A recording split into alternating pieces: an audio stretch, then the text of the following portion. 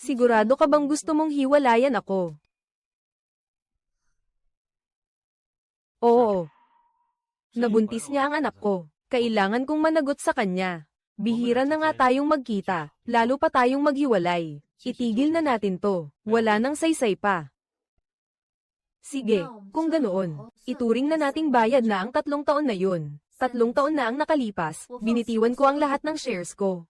At pumunta ako sa France para isama ang nanay mo at gamutin siya. Handa akong isuko ang lahat. Lahat ng yun ay para suklian ang utang na loob mo sa pagligtas sa buhay ko.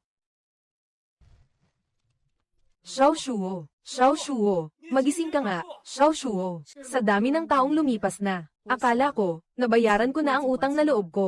Kung ipipilit mo pa rin ang diborsyo, wala na akong patutol. Ikaw na talagang garapal. Tiyo. Alam ni nanay, sa mga nagdaang taon, marami kang pinagdaanan para sa akin. Marami kang tiniis. Pero ngayon, may anak na si Shii sa tunay niyang minamahal. Wala siyang kasalanan ng batang yan. Kung gusto ninyo, pagbigyan na lang natin. Para mamuhay na lang tayong lahat sa ilalim ng iisang bubong. Mas maayos pa yun. Lin Shu, ate, hindi ako nandito para sirain ang pamilyang ito. Nandito ako para sumali sa pamilyang ito. Sige na, huwag ka nang magmatigas. Tapos na ang lahat. Kung marunong kang makisama, bilisan mo nang ligpitin ang gamit mo at umalis. Huwag kang manggulo rito. Sa puntong ito, nakita ko na kayo ng malinaw. Ang pangit ninyong mga mukha sa Fu family. Kung ganoon. Mula ngayon, wala na akong kinalaman sa Fu family.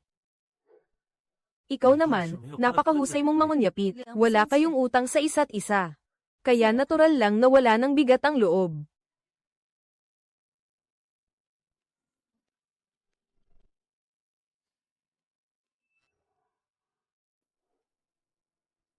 Oh, nakalimutan ko palang sabihin sa'yo ang isang bagay. Ang bilya na to ay akin. Personal kong ari-arian bago pa ang kasal. Kaya sa loob ng 3 araw, ilabas ninyong lahat ang gamit nyo. Lumayas kayo. Ay, Tiyo. Sa wakas, nakauwi ka rin. Kung hindi ka pa umuwi ngayon, parang sisibog na ang internet sa dami ng usapan. Sinasabi ng lahat na maghihiwalay ka na raw. Lahat sila ang nagsasabi niyan. Ngayon, ang mga manliligaw ni Lin Xiaojia ay nagkandara pa na raw papuntang France. Sige na, magsalita ka ng seryoso. Sobra rin sila kung umasta. Ako na ang nainis para sa'yo. Sa mga araw na wala ka, hinalungkat ko ang mga ari-arian ni Fu Mingcheng. Nang buong buo. May 6 siyang bahay na nakapangalan sa kanya, at 3 tindahan. Nasa mga record na rin ang galaw ng mga financial account niya. Huwag kang mag-alala. Sa pagkakataong ito, tutulungan kitang makasingil ng mas malaki. Ang kapal talaga ng mukha niya. Gusto ko lang makuha agad ang mga bagay na sa akin. Tapos tuluyan na akong makipagputol sa kanila. Kung ganoon, sisimulan natin sa bilya na yan bago pa ang kasal. Kahit wala ka ngayon, o hindi ka pa nakakakuha ng divorce certificate, wala yan. Pwede tayong humingi sa korte ng execution dahil may hadlang na naglalagay sa iyo sa alanganin. Pero kailangan mo nang mapaalis sila. Siyempre. Talagang ikaw ang best friend ko. Kailangan talaga.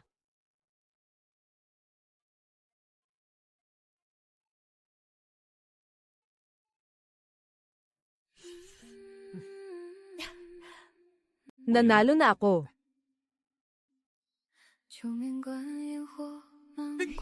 Ha? Mga tuso kayo. Boss, pakibigyan ako ng isang mangkok na plain pepper noodles.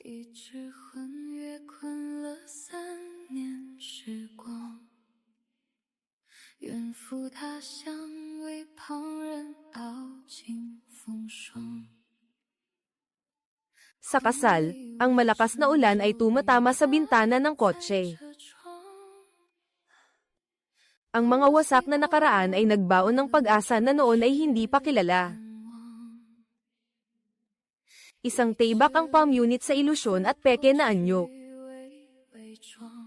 Boss, pakibigyan ako ng isang mangkok na plain pepper noodles. Sige. Ay, hindi na po kailangan. Salamat. 多少片爱藏在岁岁漫长。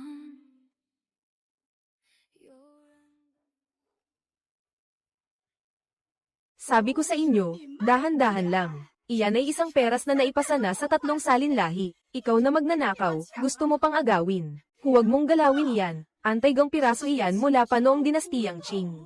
Ang anak ko gumastos ng ilang daang libo para mabili iyan. Nay! Tiyo Lin, ikaw na demonyong babae. Inaasam mo lang na mangyari ito sa amin. Talagang gusto mo bang hindi na kami magkaroon ng maayos na buhay? Tiyo, ang bait-bait naming manugang. Bakit hindi mo sila pagsabihan? Kasalanan ito ng anak ko. Hindi niya iginagalang ka, pero hindi rin pwedeng ganyan ka sa amin. Kahit ang lumang butong ito. Nakikiusap na ako sa iyo, Nay. Ano bang sinasabi mo sa mga taong ganito kaprangkamang agaw? Anong klase ng utang na loob at katwiran ang pinagsasasabi mo? Ginang Fu, sa tingin ko malinaw na ang kasulatan ng abogado. Naipaliwanag na. Ang mga ari-arian na ito ay akin. Personal na ari-arian bago ang kasal. Matagal na kayong umaangkin.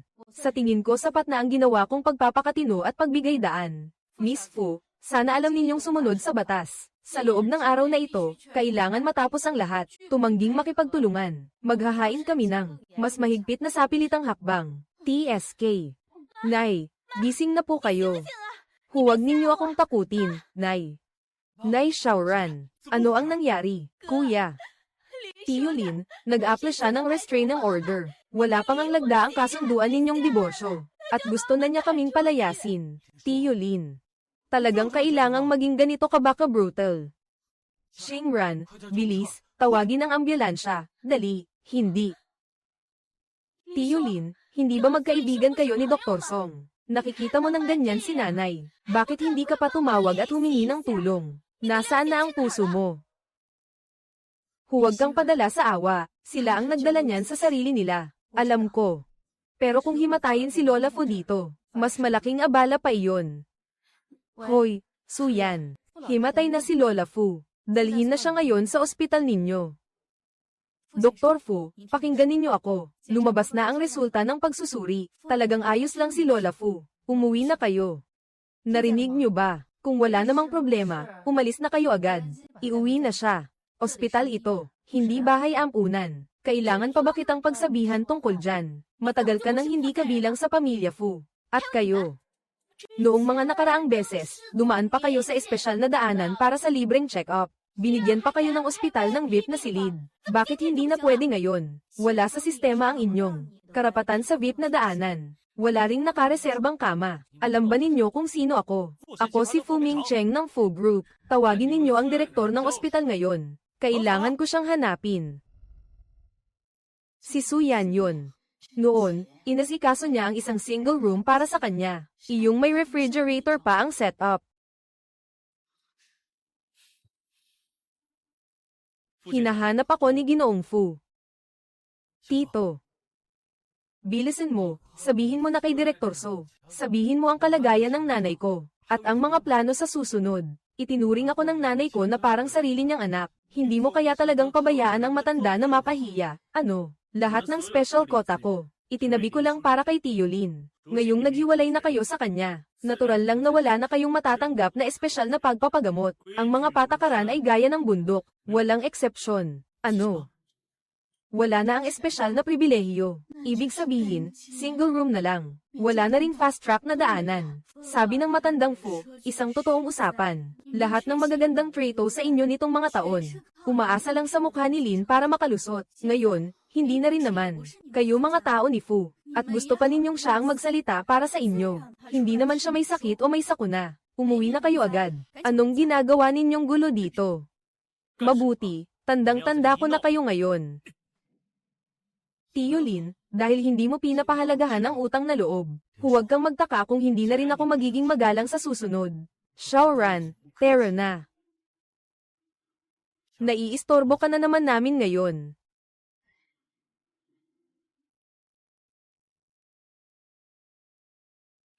Ay, Xiao Shu. At ako pa ang nakita mo na may dala pang ibang tao.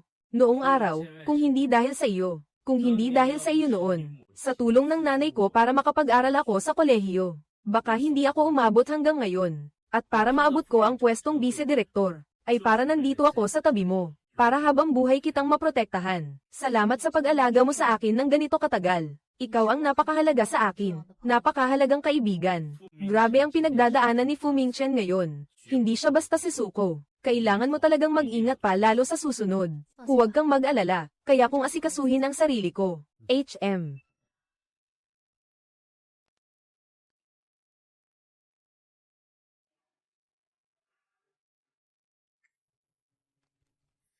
Miss Lin, mahilig ka pa rin talagang manghuli ng manika.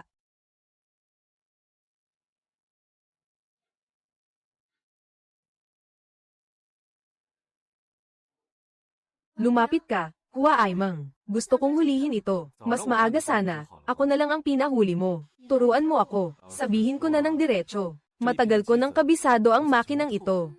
Kung manghuhuli ng manika, mas may saysay kung sarili ang humahabol. Kapag may ibang hamuli para sa iyo, ano pa bang saya niyan? Hayaan mo ng iba ang hamuli para sa akin. Ano pang saysay niyan? Ang lalaki ang humuhuli ng manika para sa babae. Iyon ang tamang gawin ng isang boyfriend. Ang boyfriend ang dapat magturo kung paano manghuli ng manika para sa girlfriend. Hindi lang basta siya ang huhuliin mo. Sige. Ay, tingnan mo ito. 一直魂越困了3年的时光 Hindi nakuha. 奔赴他乡为旁人 Nakuha ko ang manika. 风霜 Talaga ba? 婚礼围成骤雨砸在车窗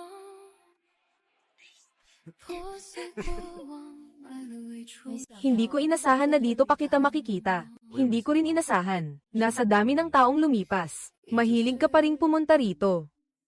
Sa totoo lang, nakakatawa nga. Nakipaghiwalay ako kay Fu Mingcheng. Hindi pa tapos ang kasunduan. Tapos nagkita pa tayo. Guwa Aimang, sinasabi mo bang hindi na ito maituturing na muling pagkikita?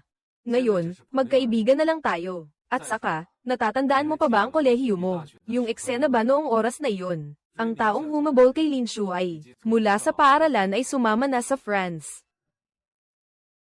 Naalala mo pa ba noong nasa kolehiyo ka? Yung eksena ba noong oras na iyon? Ang taong humabol kay Lin Shuai, mula sa paaralan ay sumama na sa France. Takot ka pa ba sa maliit na usapang ito? Sabihin mo ng totoo. Pagod na talaga ako. Noon, sa consulting company ako. Maghapon akong nalulubog sa trabaho. Gumagawa ng mga plano para tumakbo ng maayos ang mga proyekto. Paisang isa kong tinutulungan ng Fu family na mapanatili ang sitwasyon. Pagkatapos magpakasal, at inuuna ko pa ang damdamin. Anak ko ang pag-aalaga sa nanay niya sa ibang bansa para magpagamot. Ang ending, ang nakuha ko lang ay isang papel ng diborsyo. Sa mga araw na ito, paikot-ikot si Fu Mingcheng. Pero tiniis ko lang. Parang isa akong taong hindi na makapagpahinga.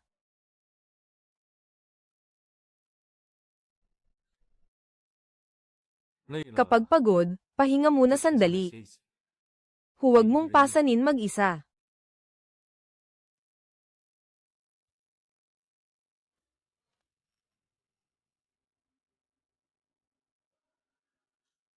Alam ninyo ba? 3 taon akong kasal kay Lin Shu. Ang pagsasama ko ay parabang isang napakalaking yelong ref. Ako lang mag-isa ang nagdurusa. Araw-araw pag-uwi ko sa bahay. Malamig na hangin ang sasalubong sa akin. Ni isang salitang dagdag, ay ayaw na niyang sabihin sa akin. Alam kong pagtatawanan ako ng lahat, pero totoo ngang nasaktan ako para sa kanya. Tuwing nalalasing siya, tinatawagan niya ako. Sinasabi niyang pakiramdam niya ay siya ay isang taong walang tinatago. Pero sa bahay na iyon, kahit bahagyang init ay hindi ko maramdaman. Noon, talagang hindi ko na kaya pang pakinggan. Alam kong hindi ko dapat gamitin ang ganitong paraan para takasan ang alitan sa kasal. Pero matagal nang patay ang kasal na ito. Sa oras na halos hindi ko na ito kayanin, siya lang ang liwanag na pumasok sa buhay ko.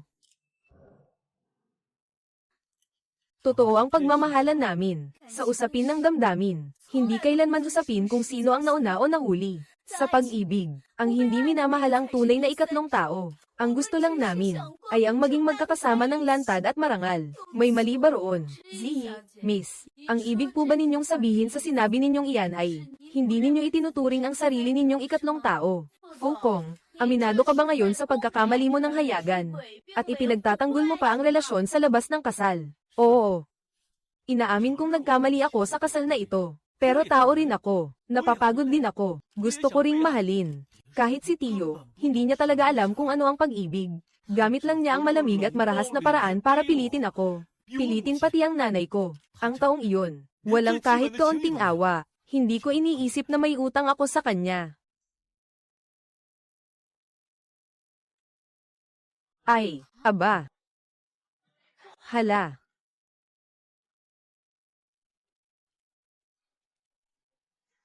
Bakit siya nandito? Miss Lin, pakisabi nga sa inyong dalawa sa entablado. Ano ang tugon ninyo sa sinabi niyang iyan? Talaga bang pinaalis mo ng ganito ang matanda? Huwag muna kayong mag-unahan. Unahin ninyong tingnan ang malaking screen. Ay nako. Grabe, sobrang lakas nito. Hindi ganyan yun. Huwag kayong mag-video. Tigil na. Patayin niyo agad ang screen. Bawal ilabas ang nilalaman ngayon. Kung hindi, hindi gagalaw ang full group. Full general manager. Maaari po ba ninyong isa-isahin ang buong nangyari? Hindi ba ako mismo ang umamin na nagloko ako? Palagi akong tapat. Hindi ko itinago na siya ang dahilan. Siya ang laging malamig sa akin. Kaya ako napilitang lumapit kay Zee. Siya ang laging malamig sa akin. Kaya ako napilitang lumapit kay Zee. Puro paninira lang ang mga ito. Hindi totoo. Huwag ninyong paniwalaan iyan, kahit isa.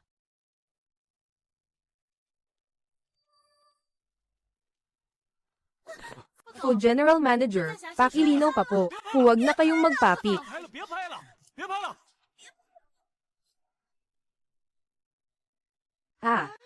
Lin Shu, may naisip akong magandang paraan. Paano? Pwede nating ipalabas ang maliit na iskandalong ito tungkol kay Song Zee sa publiko.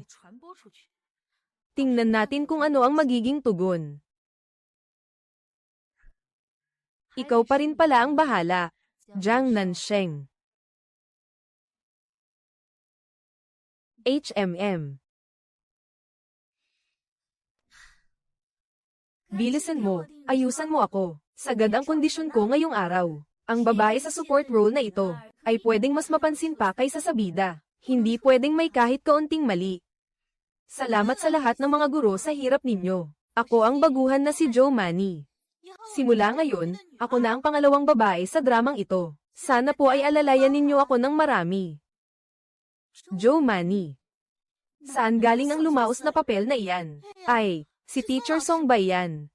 Hindi pa po ba ninyo natatanggap ang abiso mula sa production team? Sayang naman. Yung nakipagpalit sa inyo na maliit na ikatlong party, ay may malakas na balita sa buong industriya. Nakipag-overnight meeting pa ang investor side, at diretso kayong pinalitan. Natanggal po kayo.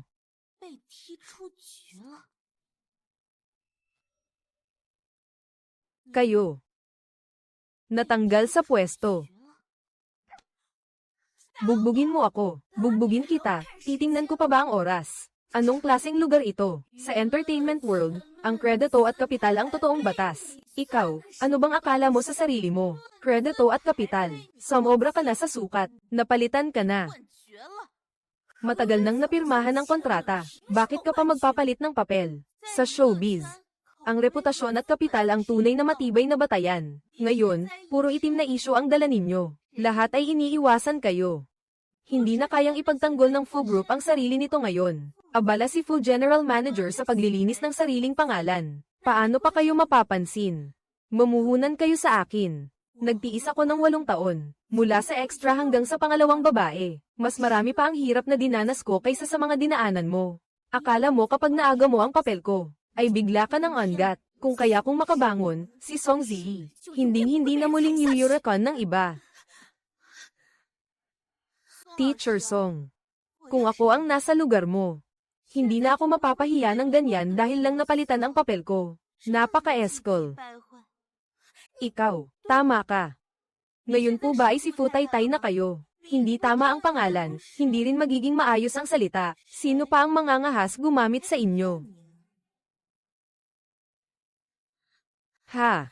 Ming Cheng, tingnan mo. Ngayon, sa buong internet ang sabi nila. Ako raw ang third party na sumingit. Natanggal pa ang role ko bilang pangalawang babae. Pati ang endorser, bumagsak na. Sabi mo, paano mo ba talaga ito hahawakan? Ang career ko sa pag-arte. Hindi pwedeng masira sa mga kamay mo. Anong gulo na naman yan? Hindi mo ba nakita na abala ako sa paglilinis ng pangalan ko? Saan ba kukuha ng oras ang kalokohan mo? HMPH. Kalokohan. Fu Ming Cheng. Akala mo ba talaga na tayong dalawa ay nasa isang teleserye? Ang tinutukoy mo bang fairy tale ay ang Grimm's Fairy Tales? O ang Hans Christian Andersen's Fairy Tales? Sa tingin mo, kami ay simpleng magsasaka at ahas lang. Ito ba ay Grimm's Fairy Tales? O Hans Christian Andersen's Fairy Tales? Tayong dalawa, simpleng magsasaka at ahas lang. HMPH, magsasaka at ahas lang. Ngayon gusto mo nang magpakasimpleng tao. Sinipa mo na ako ng huli na. Kaming dalawa ngayon ay, isang lubad na lang ang nakasabit sa aming leeg. Lahat sa internet ay nakatingin at gusto kaming linisin. Bukod sa kasal, may iba ka pa bang daan? Pero huwag mong kalimutan, hindi ka pa divorced ngayon. Lin Xiaojia, ito ang mahalagang ebidensyang isinumite ng panig namin. Noong nakatuon pa sa kasal si Ji, Fu Ming Cheng, sa ilalim ng pangangasiwa ng Fu Group, may utang na 53 milyong yuan, nakabilang sa pinagsamang ari-arian ng mag-asawa. Ang panukala ng panig namin, ay ang pagsalo ng mag-asawa, sa responsibilidad na ito. Tito Lin, mukhang wala na kayong lusot dito. Noong una, ang pagpapaalis sa iyo ng walang dala, ay pagbibigay na sa iyo ng mukha. Ngayon gusto mo pang umalis ng buo, habang kami ang nagpapasan ng malaking utang na ito. Tito, huwag kayong magmadali, nakasulat sa papel, malinaw na malinaw. Ang utang na nagmula sa loob ng kasal, na ginamit sa pagpapatakbo ng pamilya, ay kasing tigas ng bakal na ebidensya. Bilang kabiyak, si Tito Lin, walang puwang para umiwas sa pananagutan. HMPH. MM.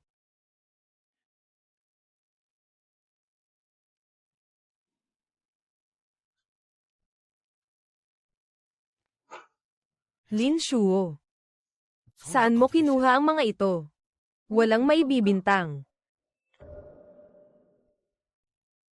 Sandali, kakanselahin ko ang lahat ng ebidensya. Ji, Fu Ming Cheng, ano ang ibig mong sabihin? Malinaw na ang ebidensya ay pumapabor sa iyo. Paano mo nasasabing hindi na ito valid? Tumigil ka. Hindi ito ang oras para pag-usapan iyan. Anong ginagawa mo? Pinaglalaruan mo ba ako? Wala kang karapatang magsalita rito ngayon. Ano ang ibig mong sabihin, Fu Ming Cheng? Pagkatapos kong pumalpak, ako lang ang pagdidiskitahan mo. Ikaw na malaking lalaki. Nagbibiro ka ba?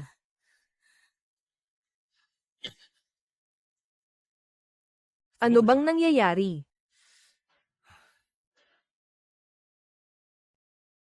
Ha?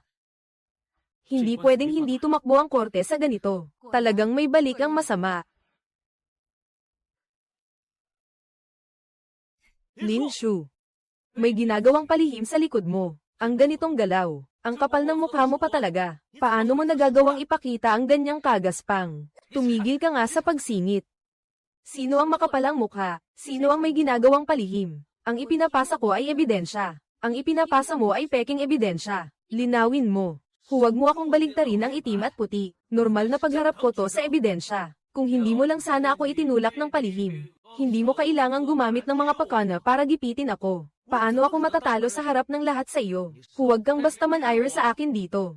Fu Ming Cheng, tumahimik ka nga. Malakas ang bibig mo, pero wala ring kwenta. Hindi ka rin matatakot na matalo at umamin. Palayain mo ako. Hinihintay namin kayo. Hindi pa tapos ito. Mabibigo ka hanggang dulo. Hoy, ang yabang mo. Ibalik mo si Guwa Aimang. Bigyan mo kami ng paliwanag. Dapat lang na magbigay ka sa amin ng paliwanag. Ay silay mo ang pera sa amin. Hoy, narito siya. Narito siya. Ay silay mo ang pera sa amin. Makinig ka sa sinasabi ko. Ay silay mo ang pera sa amin. Narinig mo ba? Ay silay mo agad ang pera sa amin. Ay silay mo ang pera sa amin. Ay naku, huwag mo nang hilahin pa. Hoy, huwag kang umalis. Alam mo bang matagal mo na palang alam na darating sa ganito ang araw na ito? Oo. Oo nga, Linshu. Ngayon na mas lalo kang gumagaling, sabihin mo nga, masarap ba sa pakiramdam ang mabawi ang kalayaan?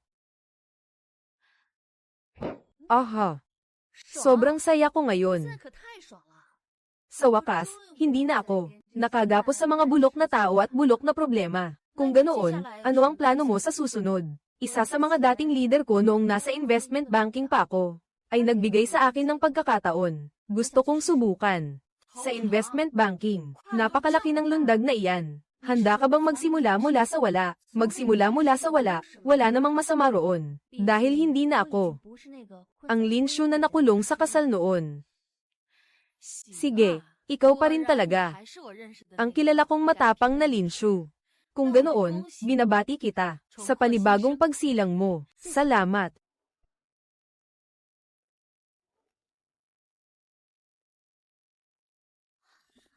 Ay, siya pala. Narinig kong dati siyang project manager sa McKinsey. Sabi nila, nag-asawa siya pagkatapos at umalis sa trabaho. SHH. Manager Lin. Hello, Joanne, Senior Analyst. Binanggit ka ni General Manager Chen kahapon. Sikat na sikat ka raw. Masyado akong napapansin. Pero sa panig namin, iba ang McKinsey. Mas mabilis ang takbo rito. Madalas lampas oras pa ang trabaho. Matagal ka nang lumayo sa pamilihan. At hindi ka na rin bata. Tama, baka kailangan mong mag-adjust ulit. Matagal ka nang lumayo sa trabaho. At hindi ka na rin bata. Tama, baka kailangan mong mag-adjust ulit. Tama ka, kailangan ko nga talagang mag-adjust ulit. Sa tingin ko, dati, mataas ang kinalalagyan mo. Ngayon, simulan mo muna sa pagsuporta. Hindi maiiwasan na may maiiwang agwat, pero hindi mahalaga. Kung may problema ka, sabihin mo lang sa akin. Talagang ang maraming salamat sa iyo. Ang project manager ng McKinsey ay hindi mukhang ganito ka bata. Oo nga, nasa 30 lang siya ngayon, halos nagsisimula pa lang. Mas mabilis talaga ang pagbabago sa loob mismo ng industriya. Hindi na rin sigurado kung ang mga bagay na uso 3 taon na ang nakalipas ay akma pa ngayon. At saka, mula ka pa sa ibang larangan. Halimbawa na lang, alam mo ba kung ano ang ibig sabihin ng 3 ulit na pagsusumite ng mga papel para sa pag-aproba? Hindi ko po alam. Hindi po malinaw sa akin ang lahat ng ito. Kaya nga sumali ako sa industriya. Sakto. Marami ka pang kailangang matutunan. Hindi lang trabaho ang mahalaga. Tama po ba ang sinasabi ko? Oo. Kaya nga po ako nandito, para matuto ng maigi. Dumating na si Linshu. Sa wakas, pumayag ka ring pumunta. Ginoong Chen, kumakatawan ako sa kumpanya upang tanggapin ka. Sobrang formal mo naman. Ipakilala mo na ng maayos ang sarili mo sa lahat. Dati siyang nasa McKinsey. Isa siya sa aming mga pangunahing tagapayo sa proyekto. Hindi ba't kilala ng lahat ang galing niya? Ngayon nandito na siya. Kaya mula ngayon, magtutulungan na lang tayong lahat bilang magkakasama. Magandang araw sa lahat. Sa trabaho, sana magkaisa at magtulungan tayo. Magandang araw. Sa totoo lang, gusto kong ikaw ang humawak ng mga proyektong pang magsisimula, pero huwag kang mag-alala. Alam ko ang kakayahan mo. Walang problema, Ginoong Chen. Sa totoo lang, dapat talaga akong magsimula sa pinakaibaba. Ayos yan sa atin. Dito, kakayahan lang ang nagsasalita. Hindi tinitingnan ng pinanggalingan. Hindi rin tinitingnan ng diploma. HM. Oo, upo ka. Pangalawang punong tagapamahala Joe. Sa susunod, huwag ka ng padalos-dalos sa pagdedesisyon. Tama, Joanne. Samahan mo ako sa opisina. Ay, hindi po yata tama. HMM. Biglang sinabi ni Boss Shu na pansamantala munang ititigil ang proyekto. Hindi ba bukas na dapat ang ulat? Masyado bang mababa ang pagtataya?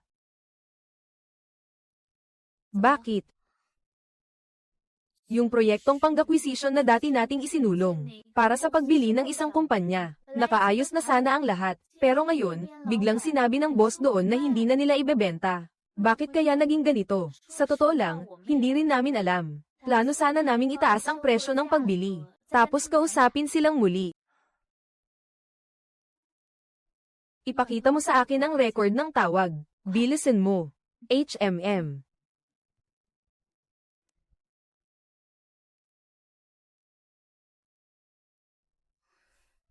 Walang tahasang sinabi tungkol sa presyo. Ibig sabihin, hindi presyo ang pangunahing pakay nila. Pero ang pagkuha ng isang kumpanya ay karaniwang may kasamang pagbabago sa dating estruktura ng koponan. Pero malinaw na hindi presyo ang mahalaga sa kanila. Habang mas napag-uusapan ang bagay na ito, lalo silang nagiging laban dito. Ano ngayon ang gagawin?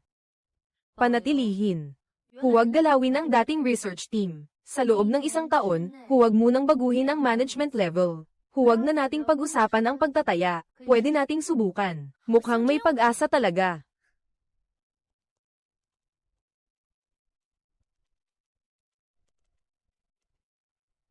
Ay, nakuha na. Talagang umubra. Ang galing mo.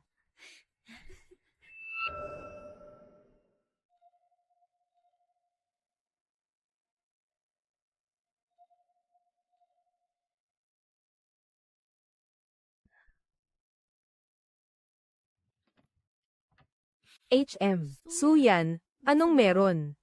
Narinig ko na bumalik ka raw sa trabaho sa investment, kaya napadaan ako para makita ka. Pumasok ka na. Naisip kong daanan ka at magdala ng kaunti para sa iyo. Mga suplementong ito. Pagod ka na namang nagpuyat. Bumaba ang resistensya mo. Doktor ka, di ba? Hindi ka naman ang private nurse ko. HMPH. Hindi mo kailangang dumaan pa para sa akin. Sadyang nagpunta ka pa rito. Ang doktor ay para magpagaling. Ang pag-aalaga ay para makaiwas sa sakit. Ang ginagawa ko ngayon ay inaalagaan ka. Ha? Bumalik ka na sa trabaho mo. Marami kang iniisip. Nagugulo ang loob mo. Iwan mo na lang sa kumpanya ang mga suplementong ito. Naging abala ako at nakalimutan pang kumain. Pwede bang sumalo muna? HMM. Suye, napakaingat mo talaga sa akin. Hindi ko alam kung paano ka pa mababayaran. Kailan ba ako nagsabing babayaran mo ako, Tio Lee? Nagdiborsyo ka na. Wala ka bang naisip para sa hinaharap? Hindi ba't ikaw ang nagbalik sa investment banking dahil naisip mo iyon? HMM. Napakagabi na. Kailangan ko pang tingnan ang mga apartment bukas. Aalis na ako. HMM. Inumin mo ang gamot sa oras. Salamat.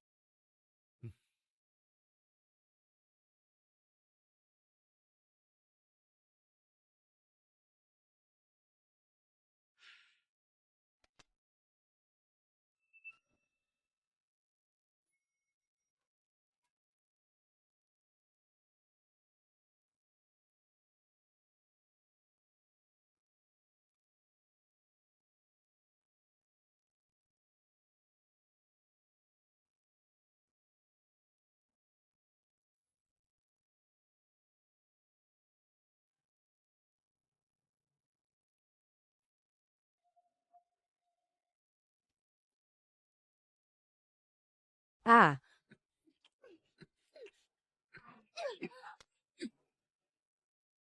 7 taon akong naghintay.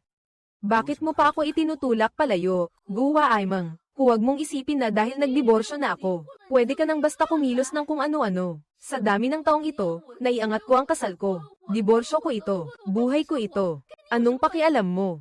Sinasabi ko sa'yo. Pinili ko ang landas na ito. Hindi ako kailanman nagsisi. Ako. Sinikap ko ng kontrolin ang sarili ko at huwag kang hanapin. Hindi kita ginulo sa buhay mo.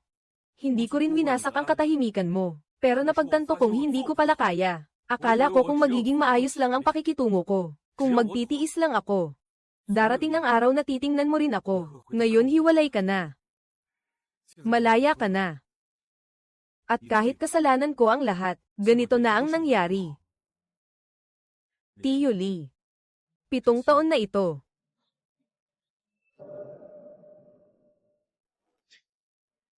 Pitong taon itong naging kulungan mo. Hindi ko ito naging kulungan. Guwa Aimang.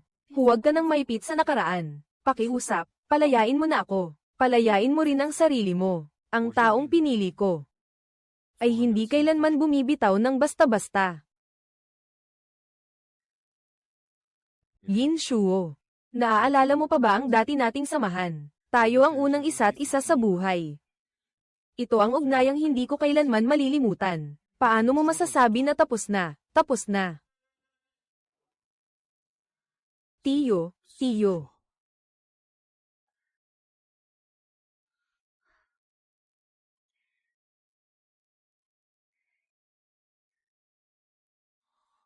Hua Aimang. Mula ngayon, talagang sa isa't isa na tayo.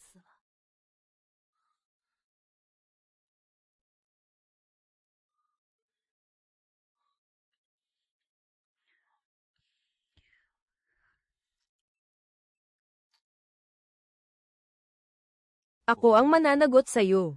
Kung ganoon, habang buhay na.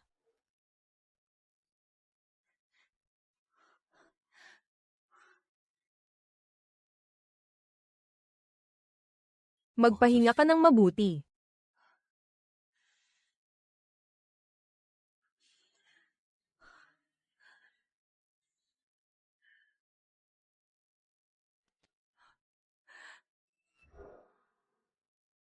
Yuan Shu.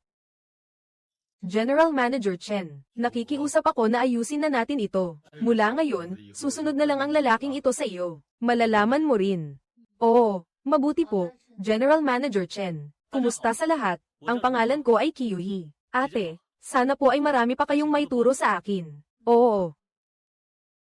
Nandito na ang lahat. Simulan na natin. Ngayon, ang pangunahing pag-uusapan natin. Ang hatian ng gawain sa ilang pangunahing proyekto. Si Xiao Chen ang mag-uulat.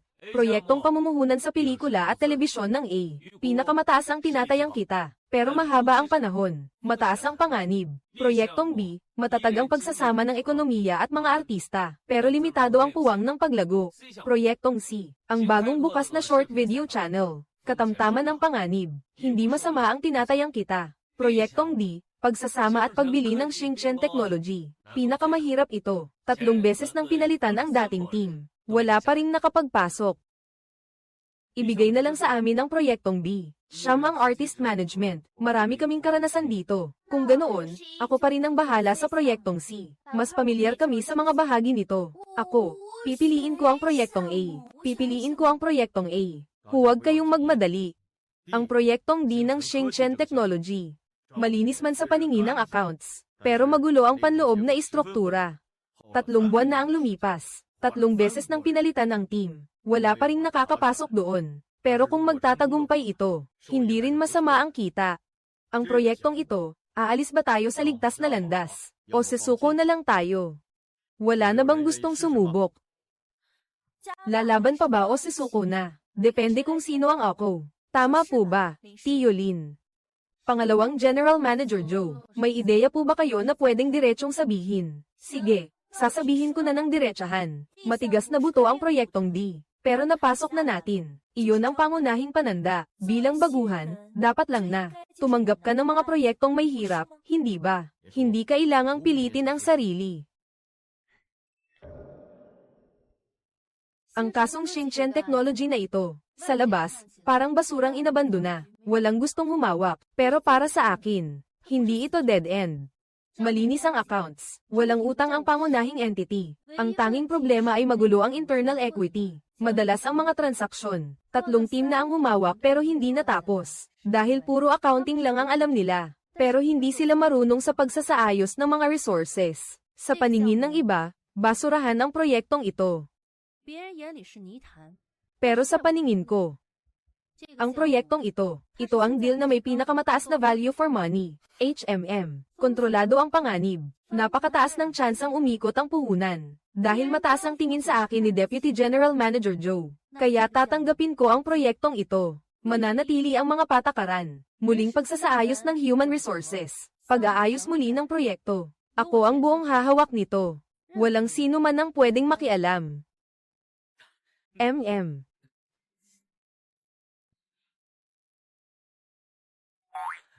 MMMM.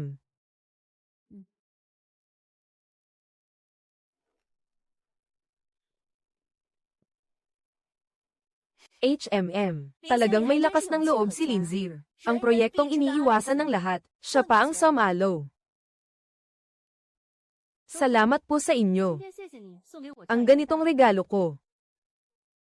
Napakalaking karangalan para sa akin na magpalit ng propesyon. Kaya dapat akong magsimula sa pinakapayak na antas. Hindi sa hindi ko kaya. Kailangan ko talaga ng isang makapagpapatunay ng kakayahan ko. Isang simpleng proyekto. Isang proyektong mababa ang hirap. Kahit gaano pa kagaling ang gawin ko, walang makakapansin. Kailangan ko talaga ng isang makapagbibigay sa akin ng pagkakataon para patunayan ang sarili ko. Kahit gaano pa kagaling ang gawin ko, walang makakaalala. Kailangan ko talaga ng ganitong nagkakataon para patunayan ang sarili ko. Vice President Joe, ngayon ay ikaw mismo ang personal na nagdala nito sa akin. Hindi na po kailangan, Tio Lin. Pero bukod doon, sana maaga ka ring makapaghanda. HMPH.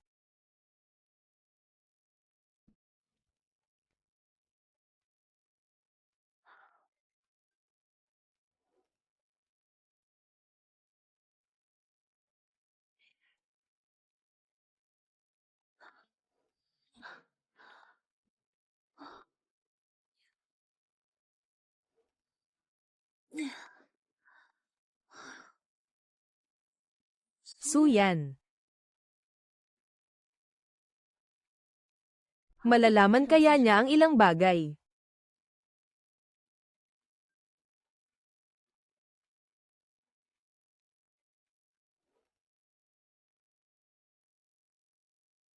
Na binanggit mo sa telepono, yung issue sa pagsasama at pagkuha ng proyekto. Maraming komplikadong bagay doon, kasama pati industriya ng gamot, at marami pang issue tungkol sa mga patent. Kailangan pa nating pag-aralan ng mabuti. Ito ba ang mga materyales para sa proyekto, na may kinalaman sa gamot? Oo.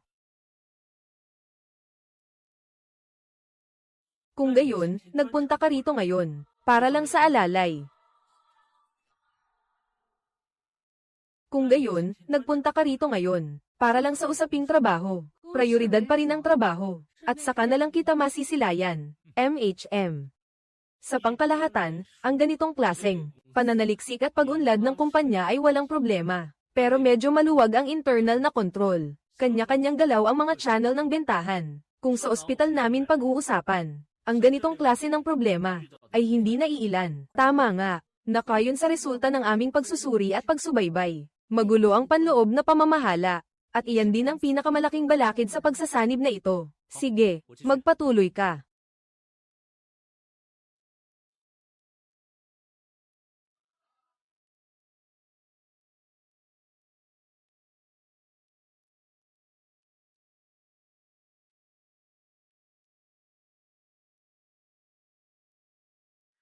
Tiyo, ilang araw ka nang abala, pagod ka na siguro. May oras ka ba mamayang gabi, para makapagpahinga ka rin? Libre ako sa inyo ng inumin, para gamaan ang loob mo. Sige.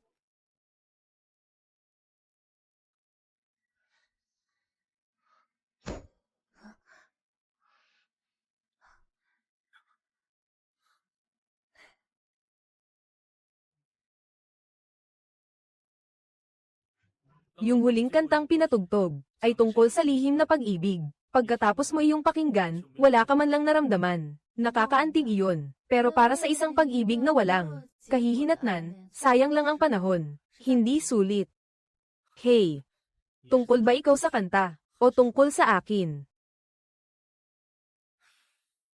Matagal kitang itinuring na mabait kong kuya. Salamat sa lahat ng ginawa mo para sa akin. Pero hindi ako makikipagrelasyon sa iyo. Dahil lang sa nangyari noon. Gusto mo bang itulak ako palayo, at ikanda daw sa labas ang lahat? Dahil lang sa nangyari noon. Gusto mo bang itulak ako palayo, at ikanda daw sa labas ang lahat? Ano ba ang sinabi mo tungkol sa nakaraan? Akala mo ba dahil sa nakaraan? Kaya kita tinatanggihan. Ako hindi ganoon ang ibig kong sabihin. Iginagalang ko ang iniisip mo, pasensya na. Hindi ko dapat binanggit pa ang nakaraan. Wala na iyon. Gaya ng sinabi mo, lahat ng iyon ay nasa nakaraan na. Gusto ko pa ring magpasalamat sa iyo, sa lahat ng ginawa mo para sa akin. Hindi na kailangan, Tito Lee. Sa totoo lang, mas dapat akong magpasalamat sa iyo. Salamat sa tapang mong aminin na mahal mo ako. Kung hindi dahil sa iyo, baka wala na akong pagkakataon na tunay na makilala ang sarili ko. Ngayon ko lang naramdaman na masaya ako. Hey! Tara na. Sige, una na ako. Ikaw, mauna ka na. Nasa likod mo lang ako.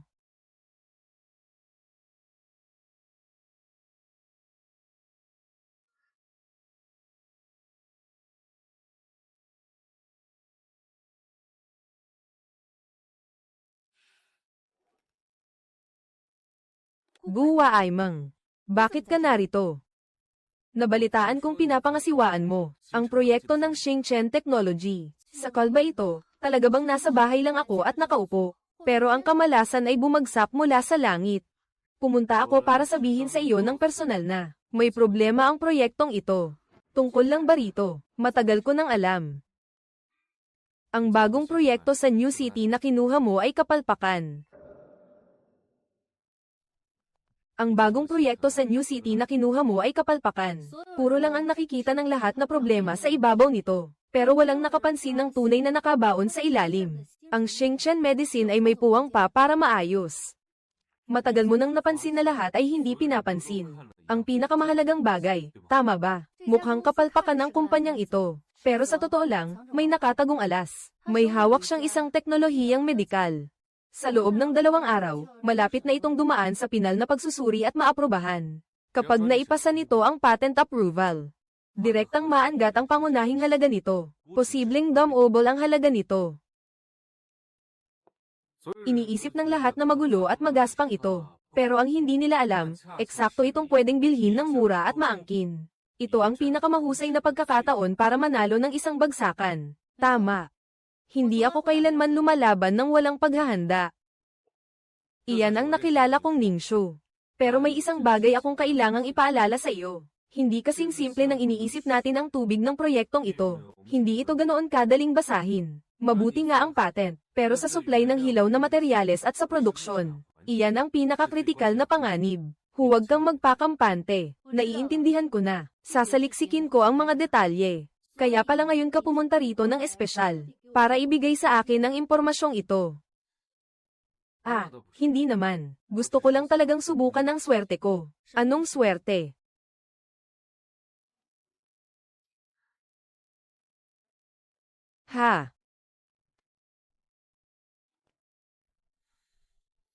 Tama nga. Nasa birthday ko pa rin ang kandado ng kusina. Sa Xingyuan Technology, sino ang supplier ng hilaw na materyales? Hindi ko pa nakikita roon. Jiangcheng Xingyuan Chemical. Mas mababa sa 10 kilometro ang layo mula sa pabrika nila, pero ang gastos sa produksyon ay 30% mas mababa kaysa sa industriya. Kung walang problema sa hilaw na materyales, kung gayon teknikal ang dapat na pag-ukulan ng pansin, sinuri na ninyo ito ng 2 buwan, pero wala pa ring nakita. Talagang matalas ang mata ni Linshi. Ang gastos ng Xingyuan Technology ay nananatiling palaisipan. Sa labas, sinasabi ng lahat na may sarili silang natatanging teknolohiya. Pero wala namang matibay na ebidensya. Mukhang kailangan nating personal na inspeksyonin ang pabrika para tiyakin ang supply chain at ang datos ng produksyon. Lin Shuila, sa tingin ko hindi mo na kailangang pumunta pa rito. Isipin mo nga, ang Xingyuan Technology ay isang kumpanyang naghahanda palang mag-IPO. Nakuha na noon pa ang ganitong mahahalagang datos.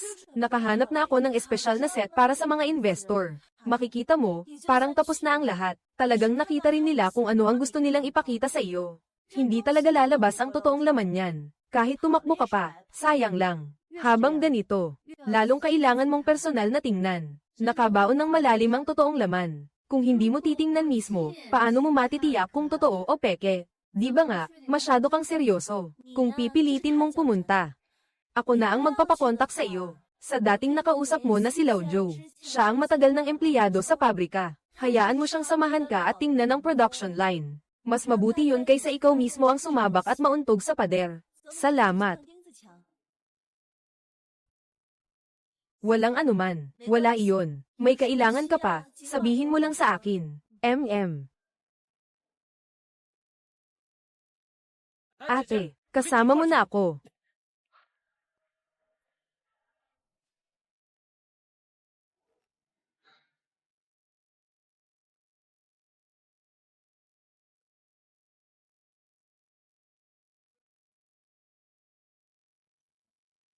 Ah.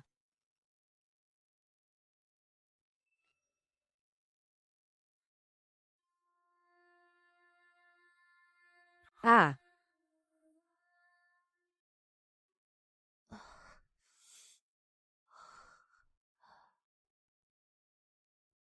Bakit ka narito, ate? Nakalimutan mo na ba? Nandito ako para sumama sa iyo, sa pagbeberipika ng datos. Kumusta naman ang datos na iyon? Huwag kang mag-alala, nandito lang lahat sa akin. Mabuti. Salamat. Ah.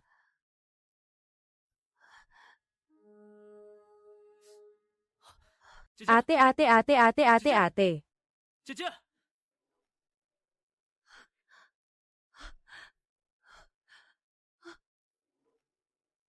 Linshu, gising, Linshu, sabihin mo. Ah. Oo nga, Tito, gising po, Tito. Wala na pong vital signs ang sanggol. Kailangang agad na ipalabas. Opo, hindi po ba, Doktor? Hindi po, pero narinig kong sinabi niya, na narinig ko ang boses niya. Hawakan mo naman ako, pakiusap, iligtas mo siya. Hindi na po namin matukoy ang tibok ng puso ng sanggol. Pakisuyo po, magpigil kayo. At pakisuyo rin po, gawin ninyo ang lahat para may hatid siya hanggang dulo. Hindi pwede. Naririnig ko pa ang boses niya.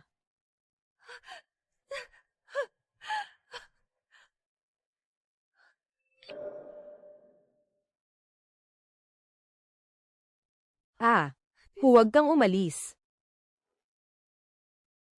Huwag kang umalis. Tito Lin, nagising ka. Nalagpasan mo ang panganib sa pabrika sa Jiangcheng. Yung intern ang nagdala sa iyo rito. Bakit ka pa nandito ngayon? Alam ko na agad na siya iyon. Ang nagdala sa akin dito. Hindi kita kailangan. Salamat sa pag-aalala mo. Umalis ka na. Ano? Pinapaalis na kita. Kung paano mo ako iniwan noon, ganun ka rin lumayas ngayon. Hindi mo ba gets? Lintek. Guwa Aimang. Noon. Anong meron noon? Yung aksidente sa kotse noon. Kasama rin itong kinuha ang anak natin. Ate, nagdala ako ng prutas para sa iyo. Hindi naman, kuya, bakit nandito ka pa rin? Umalis ka na. Huwag kang magkunwaring walang narinig. Huwag kang magmadali. May sasabihin pa ako. Huwag mo akong itulak. Ako na ang aalis. Sige, ikaw na ang umalis. Hayaan mo akong makipag-usap pa sa kanya. Ate, gusto mo pa bang kausapin siya? Ayoko. Mauna na ako, hindi na kita ihahatid.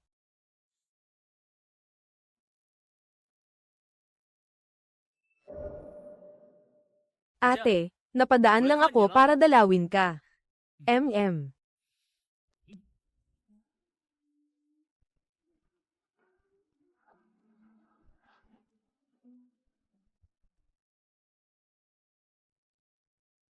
Kiyu, ano to?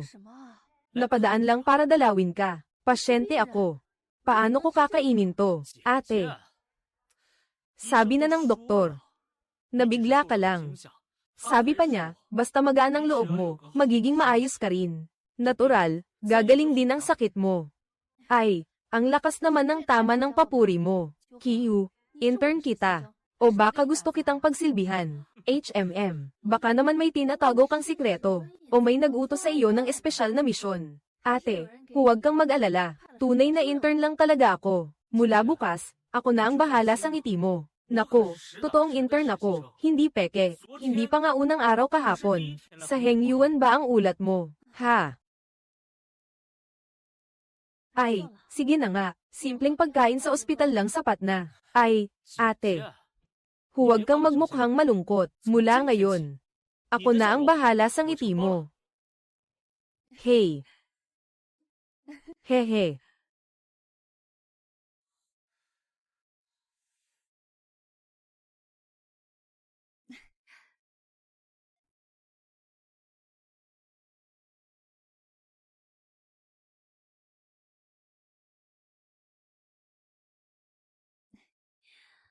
Hey, tingnan mo nga. Di ko inakalang. Ang bilis nating ikakasal. Malapit na tayong ikasal. Habang buhay na tayo magkasama. TSK. Ay, nako. Uuwi muna ako sandali,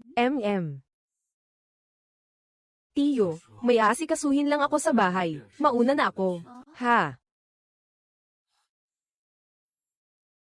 Pumunta ka sa Civil Affairs Bureau at hintayin ako.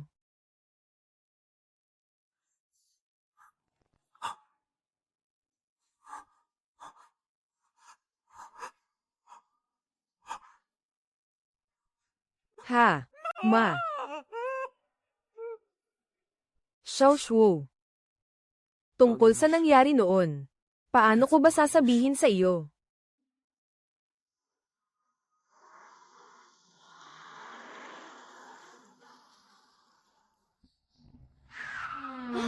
Ha?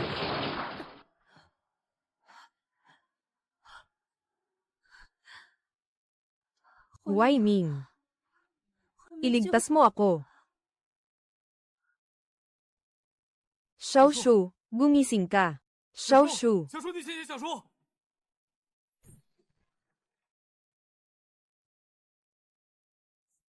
Xiao Shu. Xiao Shu, gumising ka. Xiao Shu, nakikiusap ako sa iyo. Kahit kailan, huwag nang huwag kang magkaroon ng masamang mangyari.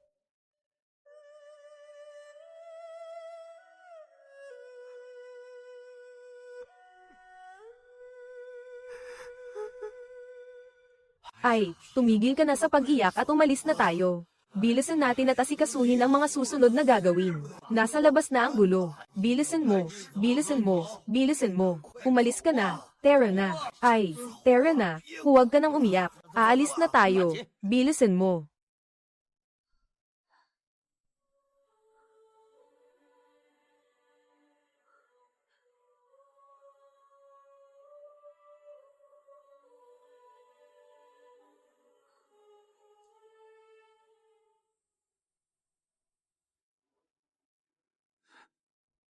Sinasabi mo bang inibig mo si Fu Mingcheng? Totoo ba? Totoo. Gusto ko nang linawin. Hindi kailanman ikaw ang minahal ko. Ayoko nang makipagpatong-patong pa sa iyo. Xiao Shu, pakinggan mo ako. Noong araw na iyon, huwag mo na akong paliwanagan. Hindi na kita mahal. Wala nang saysay kahit ano pa ang sabihin mo. Utang mo sa akin ang peklat na ito. Wala na tayong utang sa isa't isa.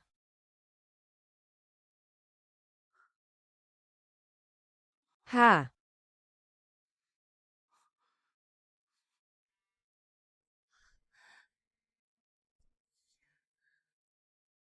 Lin Xiaojia, ako na ang bahala sa natitirang kalat.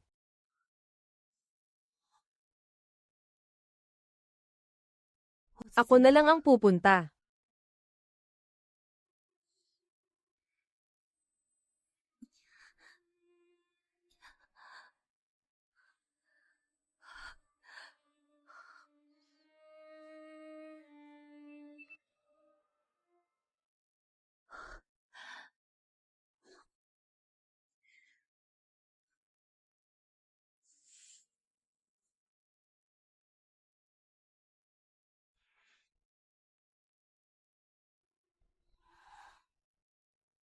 Buwa Aimang.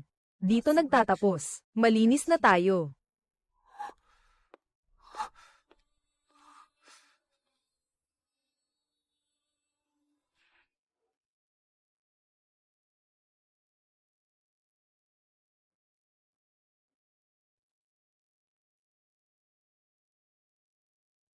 Saan ka galing, Nanheng? Akala ko nasa ibang bansa ka pa. Nabalitaan ko habang nasa ibang bansa ako. Sunod-sunod kang naaksidente. Napatakot mo ako ng husto. Kaya nga agad akong bumalik para kamustahin ka. Ayos lang ako. Nang makita kong ayos ka lang, gaman ang loob ko. Pasensya na at nakisawsaw ako. Kamakailan lang, sinuri ko ang nangyari sa aksidente sa pabrika para sa iyo. Hindi ba may taong tinatawag na Joe 1 sa inyo? Anong nangyari? Peke ang mga dokumentong pinakuha niya sa iyo. Habang nag-iimbestiga ako, nalaman ko rin na may kinalaman pala siya sa mga pangyayaring ito. Walang mali, siya mismo ang nasa likod ng sabuatan. Palihim niyang kinutsaba ang mga tagalabas, para ipitin ka, at para mapakuha niya sa iyo ang pekeng mga dokumento, para malugi ang proyekto. Huwag kang mag-alala, nasa akin ang lahat ng ebidensya at plano. Nasa akin ang lahat ng ebidensya. Kung kailangan mo, ibibigay ko agad sa iyo. Kung ganoon, dapat talagang bumalik ako sa kumpanya. Ayusin natin ang lahat sa kanya.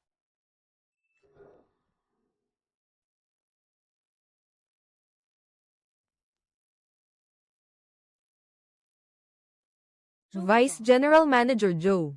Magandang umaga po. Mabilis naman pong gumaling ang katawan ni General Lin. Congrats! Salamat po sa pagbati ninyo, Vice General Manager Joe, pero hindi ko po matatanggap yan ng basta-basta. May gusto sana akong linawin sa iyo. Yung pabrika na pinapanto mo ako noon, para imbestigahan ang mga dokumentong iyon. Hindi mo ba masyadong kabisado iyon? Ang Shenzhen Technology ang kaso mo. Paano ko naman kakabisaduhin iyan? Sinadya ko ngang imbestigahan pagkatapos ng nangyari. Sa loob ng Shenzhen Technology, walang nikititing na dokumento roon, kahit meron man. Hindi ko rin iyon makukuha sa posisyon ko. Pero, nakita ko sa video record. Ang isang tao na ang anyo at tindig, ay sobrang kamukha mo. Ano naman ang ibig sabihin niyan? Lin Shu, ano bang gusto mong palabasin? Sinisiraan mo ba ako? Ako pa ang naninira. Pwede akong pumunta sa pulis para magpakuha ng record. Pagsunod natin, facial recognition na lang ang gagawin. Sa palagay ko, malinaw na ang lahat ng koneksyon. Lumabas na ang totoo. Huwag kang man-ira ng walang basehan. Sinadya kitang samahan para ayusin ang mga dokumento. Sinasabi mong sinadya kong maglagay ng bitag para saktan ka. Hindi ba napakababa ng tingin mo sa akin? Pero ikaw mismo ang umamin niyan. Ikaw ang nag-utos sa akin na magsiyasat ng mga dokumento. Ano ba ang nagawa kong mali? Bakit parang lagi akong hindi makalusot sa iyo? Ano bang gusto mong mangyari? Mga salitang iyan, sa pulis mo na lang sabihin.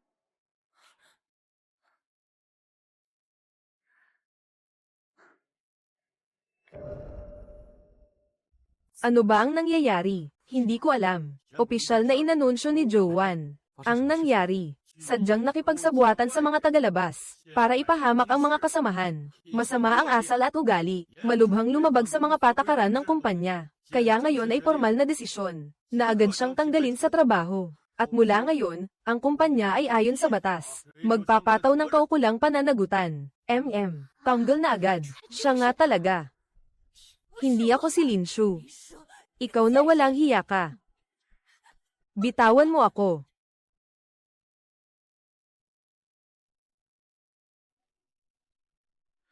Surprise, ate. Haha. May sakit ka ba? Ano ba ang ginagawa mo? Ate. Naayos mo na ang malaking abala ngayon. Naihanda ko na sa entablado. May sorpresa pa ako para sa iyo. Ang laking takaw mo talaga.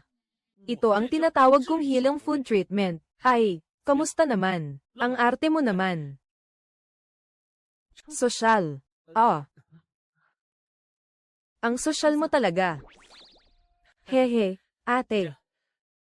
Tikman mo. Kakagaling lang ng inihaw na malambot na karne. Ang sosyal din naman nito.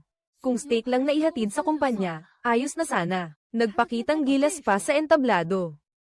Pwede ka pang ganyanan ng entablado. Baka naman kung ano ka. Nakatagong prinsipe ka ba? Gusto ko lang naman pakainin ka ng masarap. Gusto ko lang naman pakainin ka ng masarap. Masaya. Di ba dapat alam na iyon ng isang tao? Kapag malungkot, kumain ka na lang ng karne. Parang nawala na lahat ng alalahanin. Totoo. Ang tiyan ay talagang mahalagang bahagi ng katawan. Puso. Oo, kain ka na. Ikaw na lang ang kumain. Ay, oo nga pala, ate. Sino iyong lalaking kasama mo noong hapon na iyon? Kaibigan ko. Sa totoo lang. Noong araw na iyon sa labas ng silid ng ospital, narinig ko lahat. May mga lumang alitan na dapat ay tapos na. Kaya naghanda ako ng sorpresa para sa iyo. Tada! Alam kong marami kang iniisip nitong mga huli, kaya ito ang espesyal kong inihanda para sa iyo, para makalimutan mo ang lahat ng alalahanin. Ang maalalahanin mo naman. Oo, kaya isulat mo na lahat ng hiling mo, ate, at liparin na lahat ng lungkot. Sige. Kung gayon, hayaang sumama sa hangin ang lahat ng alalahanin. MM.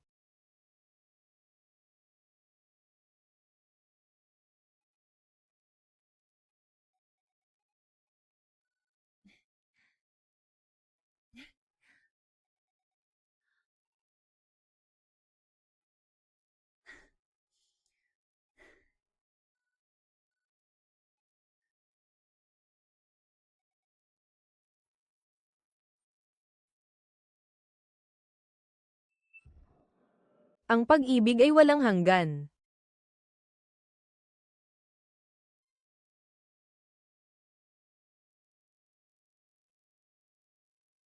Xiao Shuo, gising na, Xiao Shuo.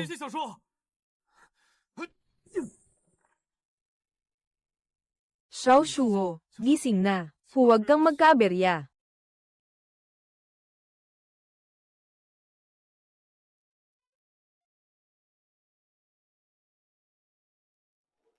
MM. Huwag mo akong pagkamalin. MM. Hindi naman. Kiyuhi na kaklase, tinanong kita. Ikaw ang intern ko, tama ba? Oo, tama po. E di itanong ko sa iyo. Naisumite mo na ba ang ulat? MM. Nalinaw mo na ba ang mga datos ng proyekto? Naasikaso mo na ba ang ugnayan sa kliyente? Wala kang nagawang maayos. Gusto mo pang manligaw kay ate. Bukas ko na isusumite. Bukas ko na ibibigay sa iyo. Ay, kumain ka ha. Aalis na ako ha. Kumain ka rin. Bukas, huwag kang mahuhuli. Ang intern ko. Ha?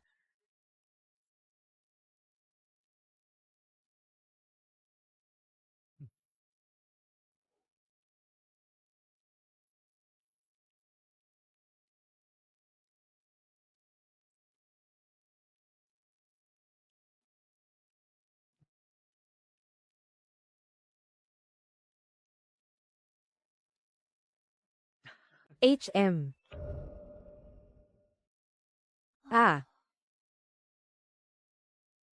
MM. HM. MM.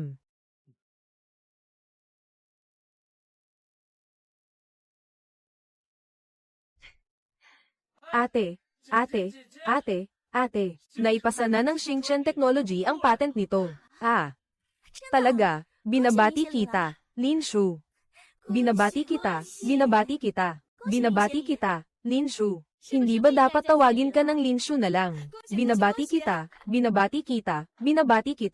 Ate, gusto mo ba akong maging nobyo mo?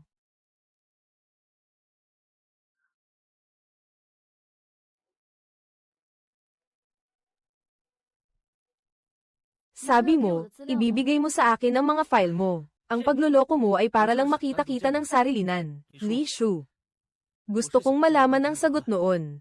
Alam kong maaari mo akong tanggihan. At alam ko rin na maaari kang palaging tratuhin ako na parang bata. Kiyuhi, pakinggan mo ako. Noon, lagi kong iniisip, kapag may nagugustuhan ka, kailangan mong pagurin ang sarili mo para maging mabuti sa kanya. Samahan siya kapag malungkot siya.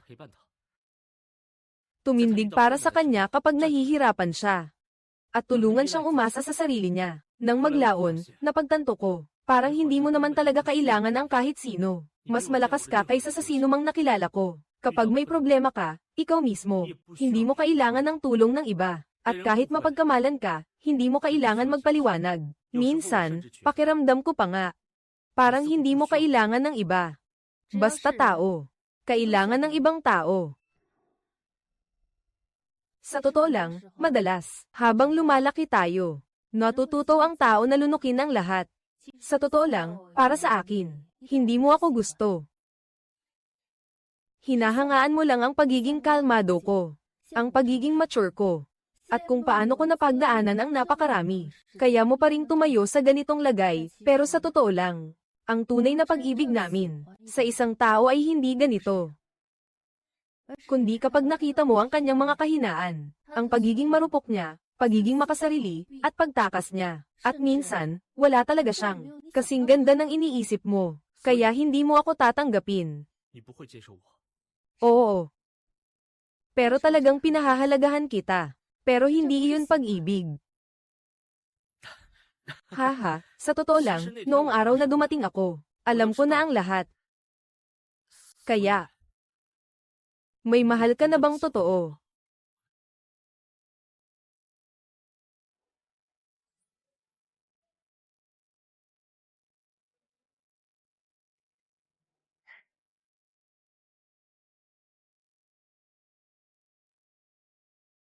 Huli na, umuwi ka na. Ay. Napakabait ni Kiyuhi. Mabait at maalaga pa, at lagi ka pa niyang sinusuprisa. Tapos diretsong tinanggihan mo lang siya. Akala ko pa naman, magde-date kayo ng ate ko. Hindi dahil hindi siya mabuti, kundi dahil hindi pa ako handang magmahal. At lalong hindi ako nakikipag-date sa mas bata. Ha? Wala kang ang nagugustuhan. O sasabihin mong may gusto ka. Kanino mo ba iniingatan ang puso mo? Nako, bakit ang drama mo? Ngayon, gusto ko lang magtayo ng maayos na karera. Iba na lang ang usapan pagdating sa pag-ibig.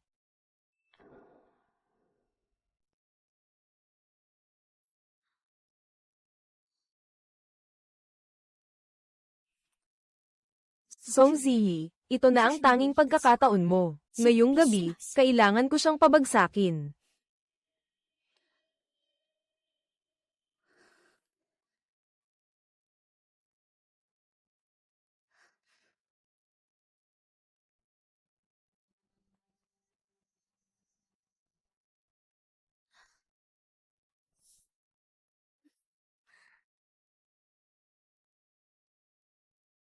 Hey! Ang tagal na rin nating di nagkita, Boss Wang. Mukhang lalo pong naging malakas ang dating ninyo. Nako, isang malaking bituin pala. Ang superstar natin. Bakit bigla kang dumalaw ngayon? Sayang, dati sobrang busy sa taping. Bihira lang akong magkaroon ng pagkakataong makipag-interact sa inyo ng mas matagal.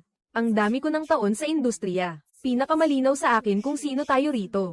Kami ang may pinakamaraming koneksyon sa industriya. At kami rin ang pinakamaasahang malaking pangalan. HMM. Sige, sabihin mo na kung bakit ka talaga pumunta ngayon. Ano bang pakay mo? Hey! Narinig kong ang leading lady sa bagong palabas ni Boss Wang. Ang pinakamagandang atensyon grabber sa buong serye. At pinakanamumukod tanging karakter. Sa dami ng taon ko sa pag-arte. Kahit anong papel kaya kong dalhin. Kung bibigyan mo lang ako ng pagkakataon. Ipapangako kong hindi ka mabibigo.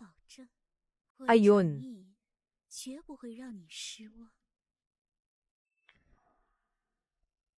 Ang dati nating superstar, handa ring ibaba ang sarili para makiusap ng taos puso. Mukhang kailangan ko talagang kilalanin kang mabuti. Song Ziyi. 好好见识一下。 Ha?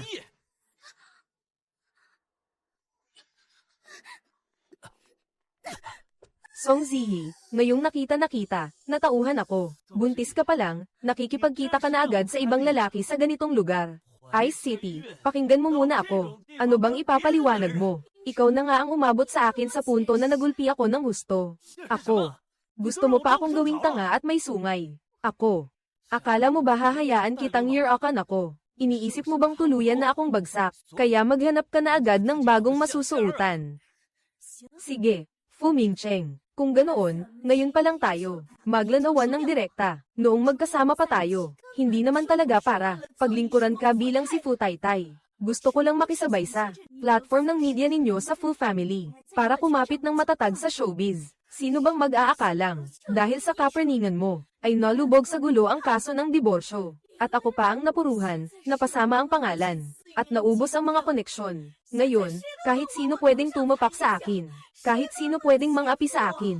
Lahat ng sinabi mo sa akin noon, Puro kasinungalingan lang pala. Sinabi mo pa na aalagaan mo ako. Nagagawin mo akong marangal at maayos. Ngayon, daladala ko pa ang anak mo. Pero mas masahol pa ang buhay ko kaysa aso. Ngayon ako pa ang mali. Noong una, sino ba talaga? Ang kapit ko at ayaw umatras. Sino ang umiiyak at sumisigaw na wala raw siyang pakialam sa pera ko? Ang pakay mo ay ikaw mismo. Ngayon, hindi mo na ako matanggap. Gusto mo na ba akong sip-in palabas? Ikaw pa ang may kapal ng mukha, fu-tay-tay. Kung hindi ka lang nagpapaka-istrikto sa lahat ng dako, at hindi ka lang naghahanap ng gulo, hindi ba mababagsak ang full family group sa presyo ng stock na ganyan? Sinasabi ko sa inyo, ikaw ang nagbigay ng problema sa akin, at dinamay mo pa ang buong kumpanya, at sinasabi mo pang ikaw pa ang api. Fu Mingcheng, hindi ka tao. Ha, ha. Aray. Sumasakit ang tiyan ko. Masakit ang tiyan ko. Masakit ang tiyan ko, Fu Mingcheng. Aray.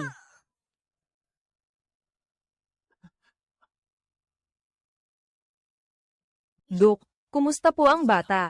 Malakas ang pagdurugo ng pasyente habang buntis. Hindi matatag ang kanyang vital signs. Sinubukan na namin ang karaniwang blood products. Nagkaroon siya ng matinding allergic reaction. Sa klinika, para lang sa paghuhugas ng pulang selula ito. Tinanong ko, kumusta ang bata? Wala nang iba pang problema. Sakalang magiging ligtas ang bata. Ano na naman ito? Ano pa ba ang kulang? Sa ospital na ito, wala pa sa ngayon. Nakaimbak na blood product na ganyan. Gabi na ngayon. Nagsagawa na kami ng agarang paghahanap. Lahat ng ospital sa lungsod. Halos wala ng supply, at ang meron lang ay. Sa ngayon, ayon sa investigasyon, may ospital sa sentro ng lungsod na may kaunting stock ng paghuhugas ng pulang selula. Si Dr. Suyan ng ospital na iyon, ang nakatalagang humawak ng ganitong kontrol. Buksan ang emergency green channel. Siya ang kakausap para maayos ito, para mabilis na maitugma.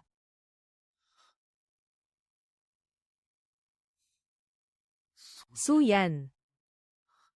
Bakit siya?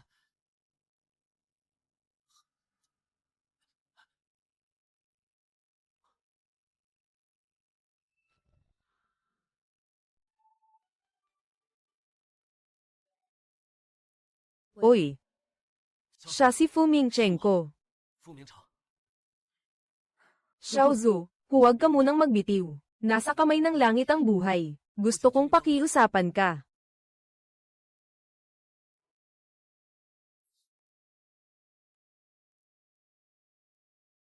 Huwag kang mag-alala. Nabuksan na ang emergency blood channel. Papalapit na ang supply ng paghuhugas ng pulang selula. Ligtas na muna ang pasyente.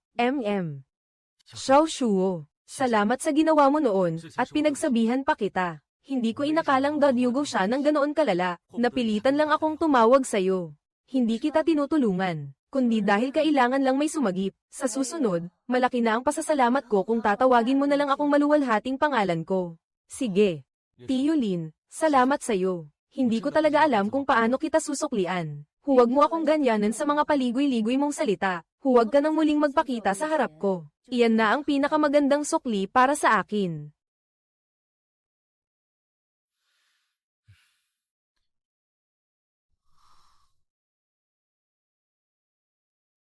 Li Shi. Malinaw naman na pwede mo siyang hindi tulungan. Bakit mo pa siya tinulungan? Nasa kamay ng langit ang buhay. Hindi ko na kayang pigilan pa, kaya nagsalita na ako. Hindi naman ako konektado sa kanya. Pero hindi ka ba talaga natatakot, na ang taong ito ay walang utang na loob at hindi marunong tumyupad sa tungkulin? Paglabas niya ng ospital, kagatin ka pa niya sa likod. O kung sabihin man sa ospital, mabigat na isa, magaan na dalawa. Hey! Sinasabi ng iba na may puso ang mga doktor. Pero si Dr. So, sa tingin ko, wala ni Katie Ting na awa. Ang itinuro sa akin ni Xiaoshu ay malinaw naman na nag-aalala ako sa'yo. Pero, Dr. Su, hindi pwedeng basta na lang balewalain ang bagay na ito. Hindi ka dapat magmatalino sa bagay na ito. Oo. Kailan ka balak umalis? Hindi naman pwedeng pabayaan lang natin silang magtagal dyan, di ba? Ngayon pa lang, tinitingnan na akong parang wala ng silbi.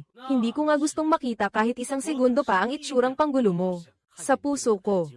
Song Ziyi, ikaw na masamang babae. Song Ziyi, lumabas ka rito. Hoy, matanda na ako at hihiwalayan kita. Ihahabla kita. Song Ziyi, ilabas mo ako. Ako, papatayin kita. Song Ziyi. Sinungaling ka, gaga ka. Niloko mo ako. Ha ha ha. Sandali, masakit ang tiyan ko. Ano ang sabi mo? Buntis pala si Song Ziyi sa isang halo-halong dugo. Ha ha ha. Hindi ba si Fu Mingcheng iyon? Nagwala agad siya noon. Siyempre. Galit na galit siya. Hindi siya mapigilan ng mga doktor at nurse. Hindi ako naniniwalang ang babaeng iyan ay may lakas ng loob. Dala pa niya ang pangalan ng Fu family. Nakabuntis pa ng anak ng iba, at ayos lang iyon. Hindi ba't ginagawang tanga si Fu Mingcheng? Ngayon lang naging maganda ang lahat. Si Fu Mingcheng siguro, magiging katatawanan ng buong internet. Ang presyo ng stock ng kumpanya nila, tiyak na babagsak hanggang butas ng lupa. Buti nga. HMM. Tama, Tito. May nalaman ako kamakailan. Tungkol kay Guwa Aimeng. Gusto mo bang pakinggan? Sabihin mo. Sige, pero pangako mo muna sa akin, na mananatili kang kalmado. At hindi magpapaapekto. Ayokong sabihin ito sa iyo noon, pero masyado nang malaki ang isyong ito. Hindi na pwedeng itago sa iyo nang hindi ka alam. Sabihin mo na. Noong panahong ikaw at si Guwa Aimeng ay nagkasundo na kumuha ng marriage certificate, bigla siyang nawala. Noong panahong ikaw at si Guwa Aimeng ay nagkasundo na kumuha ng marriage certificate, bigla siyang nawala. Akala mo ba palagi na nagsisi siya? At hindi ka na mahal? Sa totoo lang, hindi siya sadyang sumipot sa usapan. Dahil pinilit siya ng nanay niya hanggang sa mamatay. At hindi pumayag sa kasal ninyo, kaya nagpakamatay siya. At ang taong nagligtas sa iyo noong aksidente sa kotse, ay si Guwa Aimeng din. Hindi mula sa Fu family ang apelyidong iyon. Ha? Bakit ngayon mo lang sinabi ang ganito kalaking bagay? Bakit hindi mo sinabi sa akin? Kakalabas ko lang ng investigasyon. Sandali, kalma lang.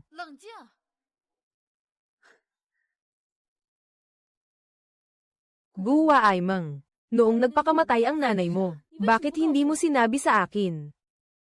Sino ang nagsabi sa'yo? Hindi iyan ang punto. Ang punto, bakit mo ito itinago sa akin?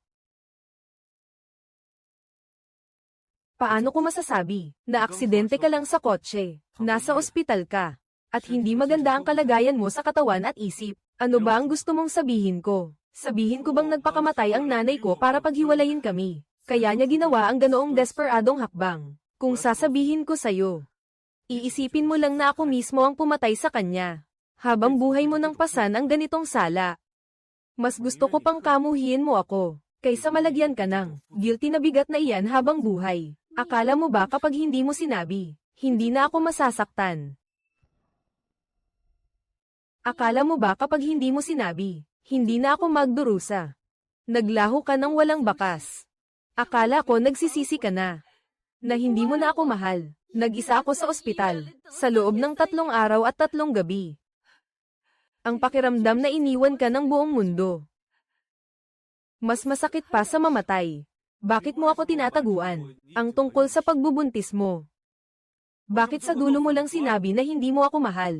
Dahil may dignidad ako. Akala ko umalis ka na, ibig sabihin sumuko ka na. Kakagaling ko lang sa aksidente sa sasakyan. Kahit ang batang mahina ang katawan, kaya kong protektahan. Ayokong gamitin ang bata para ikulong ka, dahil may dignidad din ako. Kaya ang nangyari, pareho tayong nagprotekta sa isa't isa. Pero lalo lang tayong napalayo sa isa't isa. Tama ba, Uncle? Kaya noong araw na iyon, nasa pinangyarihan ka ba ng aksidente sa sasakyan? Anak. Bakit hindi mo sinabi sa akin ang lahat ng ito? Sa loob ng mga taon na ito, kinamuhian kita ng ganoon kalalim. Pero tapos na ang lahat. Huwag mo akong hawakan.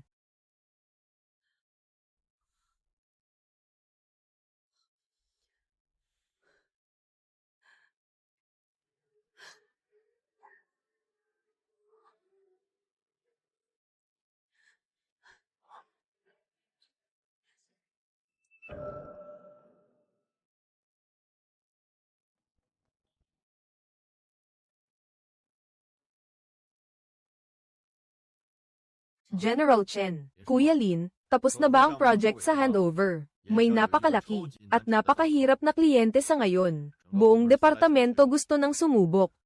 Ikaw lang ang pwedeng mag-try. Ano ang sabi ni General Chen? Susundin ko ang ayos. Umupo ka. May isang top-tier na kliyente ang bangko natin. Napakalakas ng background ng pamilya. Kasalukuyan nilang pinaplano na bilhin ang isang winery sa France. Bilang matagal nang may hawak ng mga asset sa ibang bansa ng pamilya. Ang winery sa ibang bansa ay mukhang kaakit-akit. Pero napakaraming kailangang ayusin sa loob. May mga patakaran pa. Naitakda na ba kung ano ang target ng kabilang panig? Oo, naitakda na. Isa itong kilalang winery na may pangalan sa buong lugar. Napakaganda ng reputasyon at kinikita. Top tier din ang presyo ng binibili. Sapat din ang pondo ng buyer. At napakatapat ng presyong iniaalok. Kung gayon, parehong sapat ang katapatan ng magkabilang panig. Saan ba ang problema? Nasa mismong winery ang problema. Sa totoong may-ari. Sa papel, ang winery ay nakaipa sa kamay sa isang overseas na kumpanya. Pero ang tunay na may kontrol ay isang lalaking Chinese na nakatira sa France. Ang pangalan niya ay Shen Yans. Hindi maliit ang pinagmulan ng lalaking ito. Noon pa man sa Europa, pinatakbo na niya ang negosyo ng mga art piece at premium na alak. Malawak din ang koneksyon niya sa mga nasa tuktok ng Europa at Amerika. Mabilis siyang nakakapasok sa kahit anong sirkulo. Ginawaran pa siya ng mga opisyal sa France ng honorary knight na medalya. Isa rin siyang kilalang honorary doctor ng isang universidad ng alak. Napakataas ng posisyon niya sa industriya. May narinig na rin ako tungkol sa kanya. Marami siyang high-end na winery at napakaraming pambihirang koleksyon. Hindi niya kailangang magbenta ng assets para kumita. Tama, hindi siya kapos sa pera. Tama, hindi siya kapos sa pera. At ang pinakaayaw niya ay mga kapitalistang kumakapit sa tubo. Noon, maraming bangko ang nakipag-usap sa kanya para sa kooperasyon. Pero tinanggihan niya lahat. Kaya ganoon na lang ako nagmamadali sa kliyenteng ito. Ikaw ang may pinakamalawak na karanasan dito. Sa tingin ko, gusto kong ikaw ang sumubok. Sige. Sige. Boss. Inumin muna natin ang dalawa. Salamat sa mainit na pagtanggap mo. Salamat sa mainit na pagbati. Matagal ko nang narinig ang tungkol sa inyo noong nasa Europa pa ako. Sinasabi nilang isa kayo sa mga bihirang isip na nakakabasa ng tao. Isang investment manager na talagang may alam sa gusto. Hey! Binabati ka talaga ng President Shen. Ikaw lang ang talagang matagal ng kilalang pangalan. Sa totoo lang, hindi ako natatakot na pagtawanan mo ako. Kamakailan, dahil sa usapin ng winery, nagkagulo talaga ang lahat. Paano nangyari iyon? 3 araw na sunod-sunod, may mga taong humaharang sa akin kung saan-saan. May sumugod pa sa akin ng gabing-gabi na, sa safety corridor ng hotel, lamang para maghatid ng isang letter of intent. Sobra naman ang effort na iyon, para lang makuha ang winery. Aabot pa ba sa ganyan? Sa totoo lang, President Shen, ang ikinababahala ninyo ay ang mga buyer na nasa likod ninyo. Ang totoo, gusto niyang seryosohin ang pagpapatakbo ng winery. O gusto lang niyang samantalahin ito, para sa huling patak ng kita. Pagkatapos ay basta na lang itong hiwain at ipasa sa iba. Tama ba? Sa totoo lang, ang winery mo sa labas, halatang kumikita ng malaki. Pero alam ko, na ang winery mo ay bunga ng puso at pawis mo sa loob ng maraming taon. Para sa iyo, hindi lang ito simpleng negosyo. Ipagpatuloy mo. Napakalakas ng pondo ng kliyente ko. Hindi siya kailanman gagawa ng hakbang. Nasisira sa takbo ng winery para lang sa panandaliang kita. May 2 dokumento rito. Pwede ninyong tingnan. Ang isa ay ang kasunduan sa pamamahala, at ang isa ay ang kumpletong plano sa pagbili. Sa ganitong paraan, masisiguro natin na ang winery mo ay hindi magiging laruan ng kapital. At masisiguro rin namin ang mga pangangailangan niya sa pamumuhunan. Lin Shu. Sa totoo lang, hindi kita lubos na kilala, pero nakita ko na noon ang ilang proyektong hinawakan mo. Alam kong hindi ka lang basta taong marunong lang kumwenta ng tubo. Binabati ka talaga ng President Shen. Hindi ako mahilig sa mga negosyong ginagawa lang para sa numero at kita.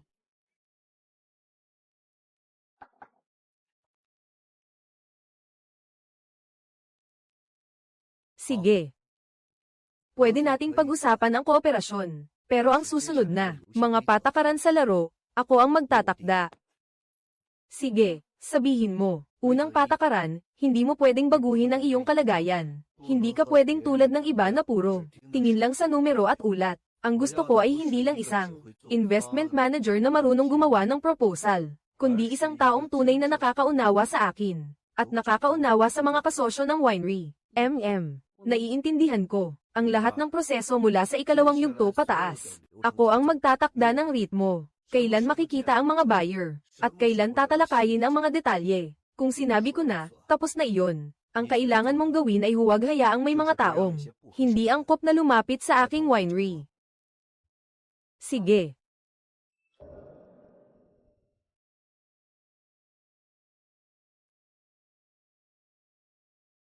President Shen, ano ang ginagawa natin dito? Samahan mo ako kumain ng pansit, boss. Ha? Ginoong Shen, 2 mangkok ng beef noodles. Dagdagan pa ng dobling karne ng baka. Ay, oo nga, President Shen. Hindi naman talaga ako masyadong gutom. Kung hindi, tayo na lang. Ikalawang tuntunin. Sabi ko, kung gusto mong kumain, maupo ka. Ay. Subukan mo nga. HMM.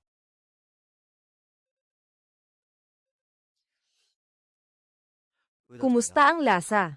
HMM, talagang masarap ang lasa. Ilang dekada na akong nasa Pransya. Nakakain na ako sa isang tanyag na Michelin star na kainan. Pero ang pinaka nangungulila pa rin ako ay ang lumang lasa na ito. Talagang hindi masama ang lasa. Para sa mga hindi bihasa sa noodles, maaaring isa lang itong karaniwang putahe. Pero gaya ng winery ko, ang nakikita lang nila ay ang kanila, na pwedeng pagkakitaan ng winery. Ang nakikita ko naman ay ang mga araw noon na kasama ko. Ang yumaong asawa ko sa mga araw ng pagtatanim ng ubas sa ubasan. At ang mga natitira na lang na magagandang alaala. Talagang mahalagang ingatan ang magagandang alaala. Kaya lagi akong naghihintay ng taong nakakaunawa, hanggang sinabi mo sa akin na huwag mong kalimutan ang tibok ng puso. Doon ko nalaman na iba ka sa iba. Hey, Mr. Shen, talagang napapuri mo po ako. Iyan mismo ang dapat kong gawin sa trabahong ito. Ilan lang kaya ang makakaisip ng ganyan? Ay, Lin Tio, matagal ka na bang nagtatrabaho sa investment banking? Bagong solta. Dati sa McKinsey ako nagtatrabaho. Tapos naging full-time housewife ako ng 10 taon. Kakabalik ko lang. Bumalik na ako. Nagdiborsyo ka na ba? Hey. Kaya pala napatawa mo si Mr. Shen. Malapit ng 10 taon na rin iyan. Napakaraming taon na niyan. Maraming pagbabago sa pagitan ng mga tao. At tiyak na marami ka nang naranasang lamig at init. Naranasan na. Oo, sa mga taong para sa pakinabang ay kayang magwasak ng mukha. At sa mga taong itinuturing ang ari-arian na lahat. Natural, napagtanto ko rin na, ang ganitong mga tao ay karaniwan lang. Noon ba, hindi ka natatakot na hindi nakita puntahan? Takot. Pero mas natatakot akong palampasin mo ang isang pagkakataong mapanatili ang tibok ng puso. Ikatlong tuntunin. Pagkatapos ng kasong ito, ako lang ang hahawak sa iyo. Ibig mong sabihin, Mr. Shen, ang ibig kong sabihin, ibinigay ko na sa iyo ang pagkakataon. Pero hindi basta-basta ipinagkakaloob ang pagkakataon. Kaya mo ba itong panindigan? Pinagkakatiwalaan kita, Lin Tio. Maluwag at masaya ang pakikipagtrabaho. Maluwag at masaya ang pakikipagtrabaho. Aalis na ako.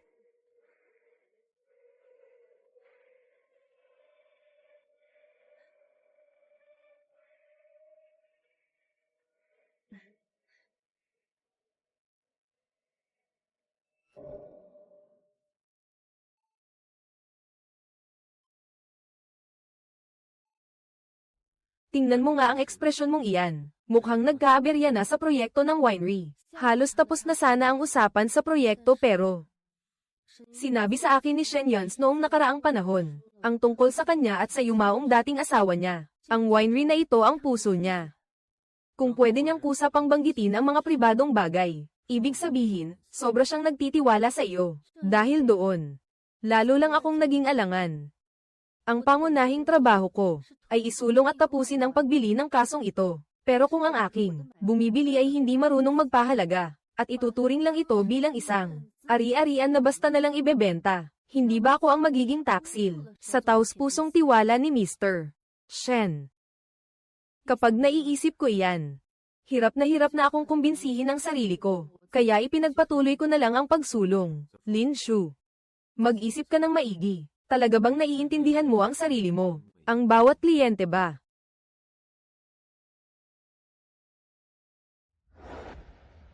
Lumabas na.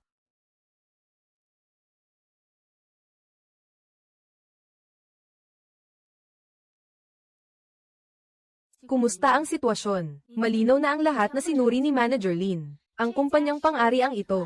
Puro pakitang tao lang ang sinasabi sa labas. Matagal na nilang ginagawa ang paglilipat ng mga asset sa ibang bansa. Pagkatapos makuha ang resort na ito, hahatiin nila ang tatak at ipapatong ang presyo. Tapos ibebenta ng mabilis para makuha ang pera. Wala talaga silang pangmatagalang plano sa negosyo. Isa lang talaga silang mga manloloko. Tama nga. Simula hanggang dulo, gusto lang nilang makakuha ng panandaliang kita. Kung ganoon, kailangan pa ba nating ipagpatuloy ang pag-coordinate sa panig ni Shenyans? Malaking proyekto ito na pangunahing tinututukan ng kumpanya. Kanselado na ang proyekto. Ako na mismo ang magpapaliwanag kay President Shen. Kailangan ng puntahan ang panig ni Shenyans.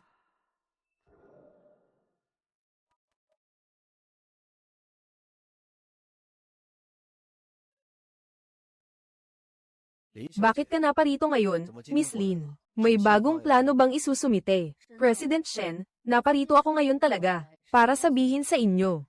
Kanselado na ang ating pagsasanib at pakikipagtulungan. Pasensya na po, President Shen. Pero sa pagkakataong ito ang pakikipagtulungan, talagang kailangang kanselahin. Kanselahin mo pa raw, akala ko gagawin mo ang lahat, para maisara ang deal na ito. Sabihin mo ang dahilan. Nalaman ko na ang tunay na layunin ng pagkuha ng kumpanya. Hindi naman talaga nila gustong patakbuhin ang inyong ubasan. Hindi ko kayang manahimik. Ang ubasan ninyo ay ilang taon ng pinaghirapan. At pati ang winery. Mapunta lang sa mga taong habol ay tubo. Umaasa pa rin ako na ang ubasan ninyo ay pwedeng makapaglabas ng mas matamis na ubas. At mas masarap na alak. Tama ang sinasabi mo. Ang magagandang alaala ay mas dapat pangalagaan. Oo. Mas karapat dapat itago ang magagandang alaala. Miss Lin. Iba ka talaga sa karamihan. Kung wala nang saysay ang pakikipagtulungan, President Shen, mas mabuti pang imbitahan mo akong uminom ng 2 baso. Ituring na lang nating gantimpala ang walang saysay na pagtutulungan. 当然，难得碰到一个你这么有心的人，还能陪我喝一杯，求之不得。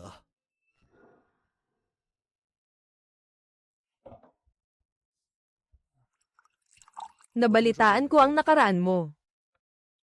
At pati ang nabigong kasal mo. Kaya nang makita kita ngayon, nakakaawa ka rin talaga. Napatawa mo po ako, President Shen. Anong angas ang pinagsasabi mo ngayon? Tanong ng patama lang. Pagkatapos ng nangyari sa nakaraan mo, hindi mo ba naisip ulit na sumubok ng bagong relasyon? President Shen, bigla naman po kayo. Pasensya na, natulig ako sa inyo. Ay, hindi naman po, bigla ko lang naalala ang isang biro noong high school ako. Sinasabi nilang ang mga nagkakagusto kay Miss Lin. Mula rito hanggang France, pumipila. Ha ha ha. Kung ganoon, ako na may koneksyon sa France. Hindi ba sakto lang na makapila? President Shen, kung makapila ka man, talagang may pangalan ka pero hindi ganoon ang totoo.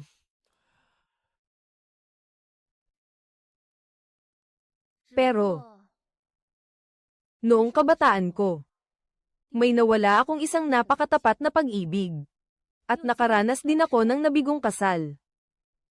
Ngayon parang medyo hindi ko na matukoy kung ano ang paghanga. Ano ang pag-ibig? Ano ang biglang pagkahumaling? Baka ako ang malito. Nakakasakit ako ng damdamin ng iba. Walang problema. Dahil hindi ka naman nawawalan ng mga taong nakapila. At hindi ka rin nawawalan ng mga biglaang dumarating. Kaya hindi na rin ako 我也不会再起。 pipili pa sa gitna ng mga iyon. Gusto ko lang maging taong makakapagpakalma sa iyo. 可以 At 让 makakatulong para malinaw mong makita ang sarili mo. Siyempre. Kahit ano pa ang piliin mo sa huli. Tunay ang paghanga ko sa iyo. 都是真心的。 Tagay. 切尔 Tagay. Ang misteryoso mo naman ngayon. Bakit mo ako pinapunta rito? Pinapatawag mo ang nobyo ko. Hindi pwedeng magpalamig lang ng ulo. Magpalamig ng ulo. Sa damuhan. Ah. Hindi ba kita bibigyan ng sorpresa? Magsunod-sunod na ang mga project mo kamakailan. Sobra ang bigat ng trabaho. Naglaan pa ako ng panahon para sa ilang kaibigan ko bago ako pumunta rito. Kaunti ang tao, tahimik. At kita pa ang mga bituin. Wow. Pati magtayo ka pa ng toda. Dinala kita rito. 是为了带你出来 Para maglibang at matuto ng bago. Halika. Iyong paborito mong fruit wine. Marunong ka na ring magluto. Sinundan mo talaga ang tutorial at may natutunan. Espesyal na ginawa para sa iyo. Tagay.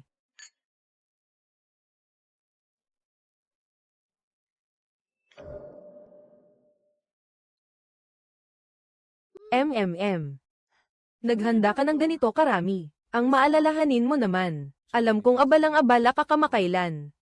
At lagi kang naiipit sa trabaho. Kaya sinadya ko ang tahimik na lugar na ito. Para makapagpahinga ka ng maayos. Mayroon ka. Talagang ayos.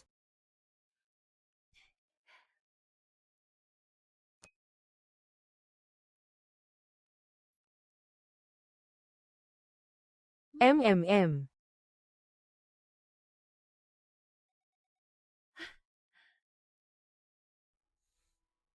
Itim ang langit, mababa ang ulap.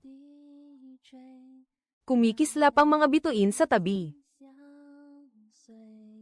Mumunting alitap-tap, lipad ng lipad. Sino ang iniisip mo? Ang ganda naman.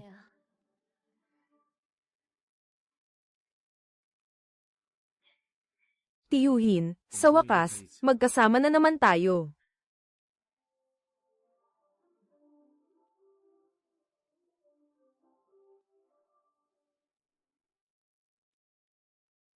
Ano naman iyon? Ay.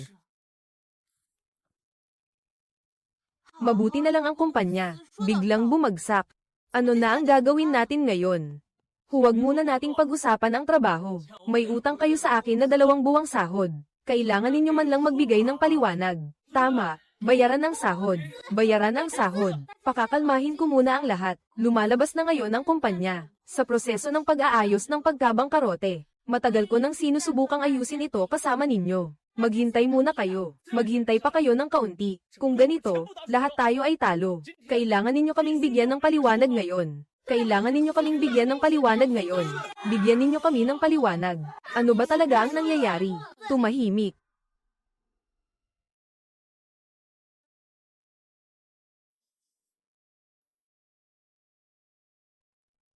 Wala na ang lahat.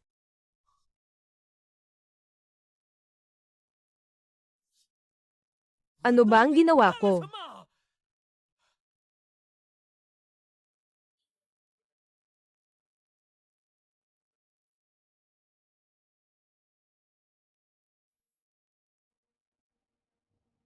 Iyon nga, sabi ko. Kung hindi ako nabitag noon. Kung hindi ako nagdiborsyo. Hindi kaya ganito ang kalagayan ngayon.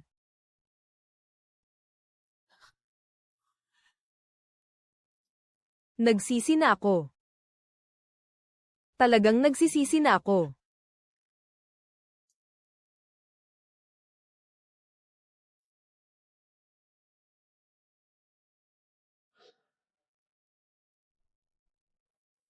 Pumasok ka.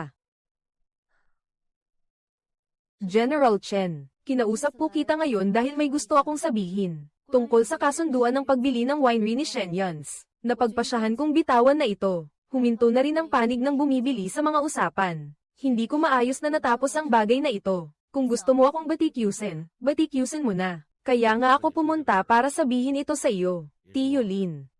Ang laki ng ipinagkatiwala mo sa akin. Pasensya na po, General Chen. Malaki talaga ang deal na ito. Kapag natuloy, malaking kita ang mapapasok. Hindi ito maliit na halaga. Oo, pero tama ang naging desisyon mo. Ha? Kahit na isinuko mo, ang isang panandali ang malaking kita. Naprotektahan naman ang reputasyon at pinakailalim na prinsipyo namin sa negosyo ng pamumuhunan. At si Shenyans, sadyang tumawag pa sa akin para purihin ka. Umupo ka. Tumawag din sa iyo si Shenyans para purihin ako. Oo. Sinabi niya na sa industriya ng pamumuhunan. Bihira ang taong may puso na tulad mo. Hindi lang pera ang tinitingnan.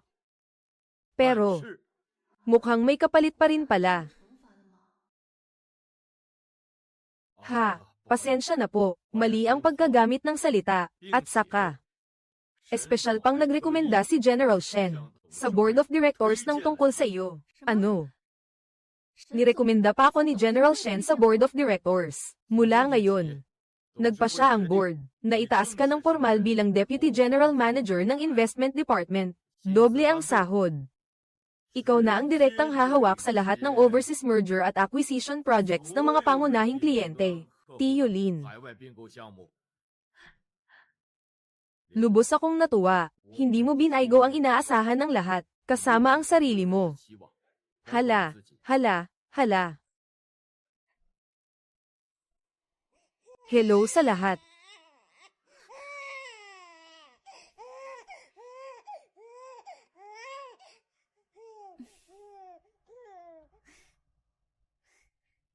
Kumusta kayo lahat?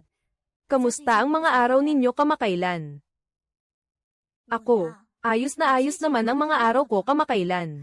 Salamat sa pag-aalala ninyo. Salamat, HMM. Ano raw, hiwalay na. Naghiwalay man ako, Reyna pa rin ako ngayon. Tingnan nyo, ngayon, sa sarili ko na ako umaasa at ang ganda ng buhay ko. Baby. Sasabihin ko sa iyo, hindi mapagkakatiwalaan ang mga lalaki. Katulad ko, never akong sumandal sa lalaki. Dahil para sa akin, ang lalaki, isa lang namang gamit. Wow! Ano ba ang apoy na iyan? Salamat sa apoy ng kuya. Kuya, bakit ngayon ka lang dumating? Matagal nang bumubuklat ang lahat. Ha? Salamat sa lahat. Talagang napakalaki ng naipuhunan ninyo. Salamat sa suporta ng lahat. Dahil sa suporta ninyo, ito ang lakas ko.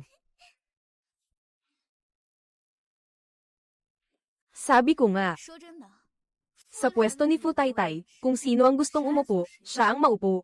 Wala akong pakialam. Dahil ako si Song Ziyi, umaasa ako sa sarili ko. Kaya ko ring mabuhay ng kahanga-hanga.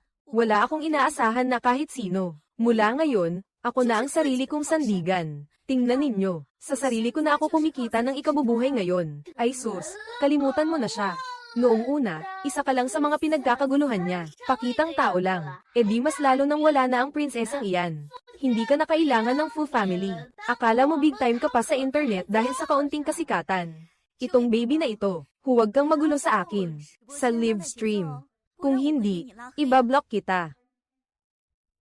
Huwag kayong basta-basta magsalita. Kailangan maging maayos ang pananalita ng lahat. Huwag na ninyong ulitin ang pambabatikos sa host. Buisit. Bakit? Bakit? Bakit? Bakit? Kayong lahat pa ang bumabangga sa akin. Bakit? Bakit? Ako pa ang naloko.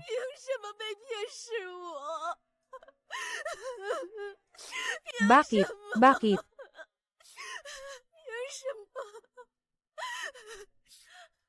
Dati ako, Dati akong sikat na artista. Artista ako. Artista ako. Artista ako. Ha.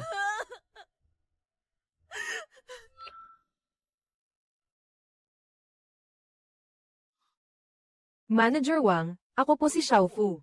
Tingnan ninyong mabuti. Ay, tungkol sa sinabi ko noong nakaraan. Ay, nako, hindi ba dati siyang si President Fu ng Fu Group? Paano siya nauwi sa ganito?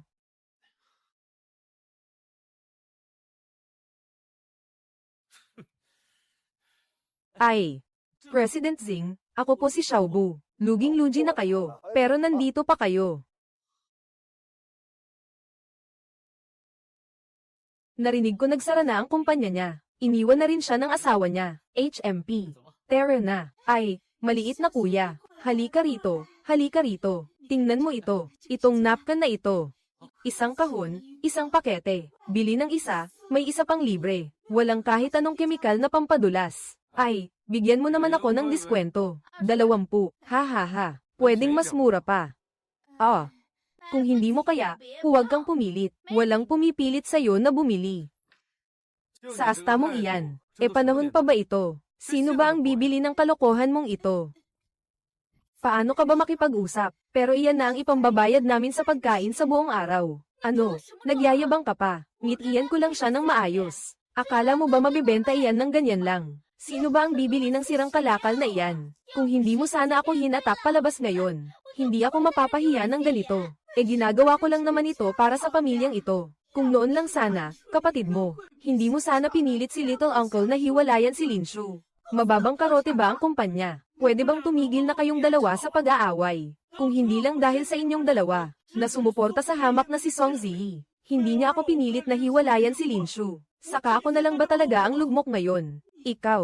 Ang lakas pa ng loob mong ako ang sisihin. Sino ba ang nalinlang ng isa pang manloloko? Na kahit anong sablay, naliligaw pa rin ng landas. Kaya nga nalugi ang kumpanya. Ngayon ako pa rin ang sisisihin mo. Sawa na ako. Di ibenta mo na lang kung sino ang bibili.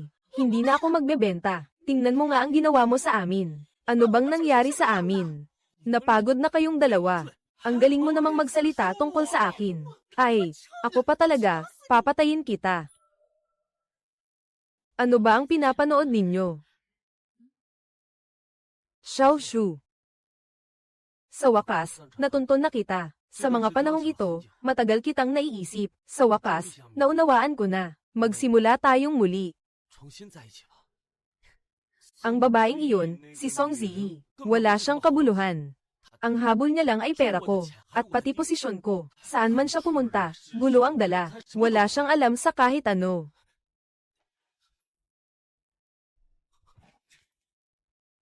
Nang makasama ko siya, doon ko lang naintindihan. Ikaw lang pala ang minamahal ko sa puso ko. Noon, tanga ako. Ako ang may mali at nagpadala sa panandaliang pagkabulag. Bigyan mo pa ako ng isang pagkakataon, pwede ba? Sige na. Fu Mingcheng, tigilan mo na ang palabas mo. Alam mo ba talaga ang hitsura mo? Noong hiniwalayan mo si Xiaoshu, gaano ka ba kalupit? Hindi mo ba malinaw na alam sa sarili mo? Ngayon, bumabagsak ka na. Wala ka ng lusot. Tumakbo ka rito para makipagkunwaring malalim ang damdamin mo sa akin. Nakakatawa ka, may gana ka pang magpanggap. Tito. Balikan na lang natin ang relasyon natin. Fu Mingcheng. Ngayon mo sasabihin sa akin ang ganyang klaseng salita. Nagbibiro ka ba? Alam kong huli na akong magsalita ngayon. Pero talagang wala na akong mapuntahan. Naalala mo pa ba ilang taon na ang nakalipas? Nang malapit ng malugi ang Fu Group. Ikaw ang tumakbo sa lahat ng dako para maghanap ng koneksyon at mapagkukunan. Ikaw ang muling nag-ahon sa Fu Group mula sa bingit ng pagkabagsak. Pwede mo ba akong hilahin sa unang pagkakataon? At isipin mong kawawa lang ako. Hilahin mo ulit ako.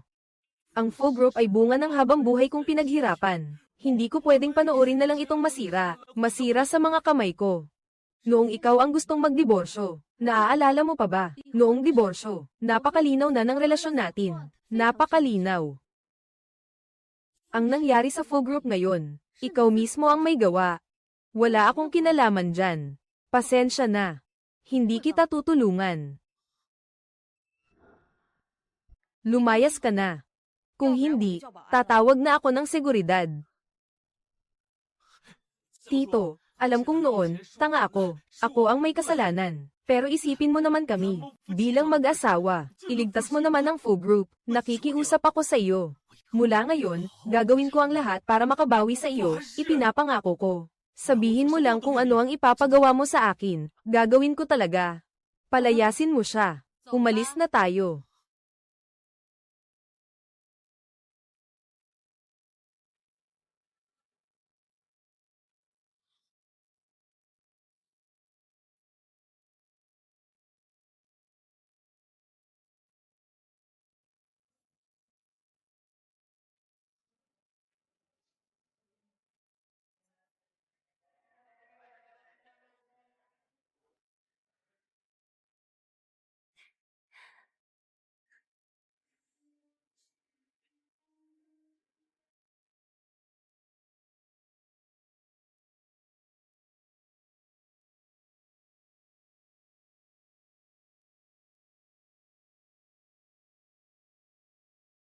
Noong bata pa ako, pumayag akong maging ibong nakatira sa gintong kulungan para sa iyo. Wala akong karangyan o yaman. Pero nagtanim ako ng isang hardin ng rosas para sa iyo. Taon-taon. Para lang sa iyo ang pamumukadkad. Xiaoshu, Xiaoshu, gumising ka, Xiaoshu, HMM.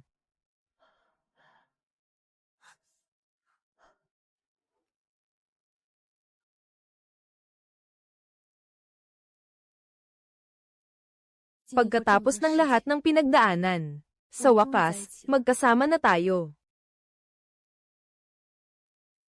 Hey. Hey.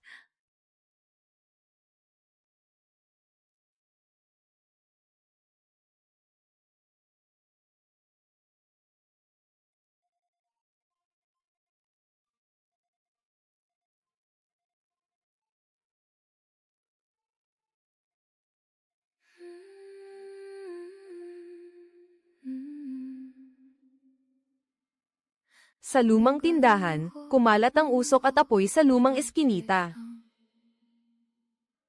Noong taon na iyon, ang gabing pinahabol ang saranggola, ang hangin ng tagsibol ay damaykit sa balikat ko. Sa isang kasulatang pangkasal, 3 taon ng panahon ang nagapos. Dumaan ako sa malayong bayan, habang ang ibang tao ay payapang namumuhay sa gitna ng unos at nyebe.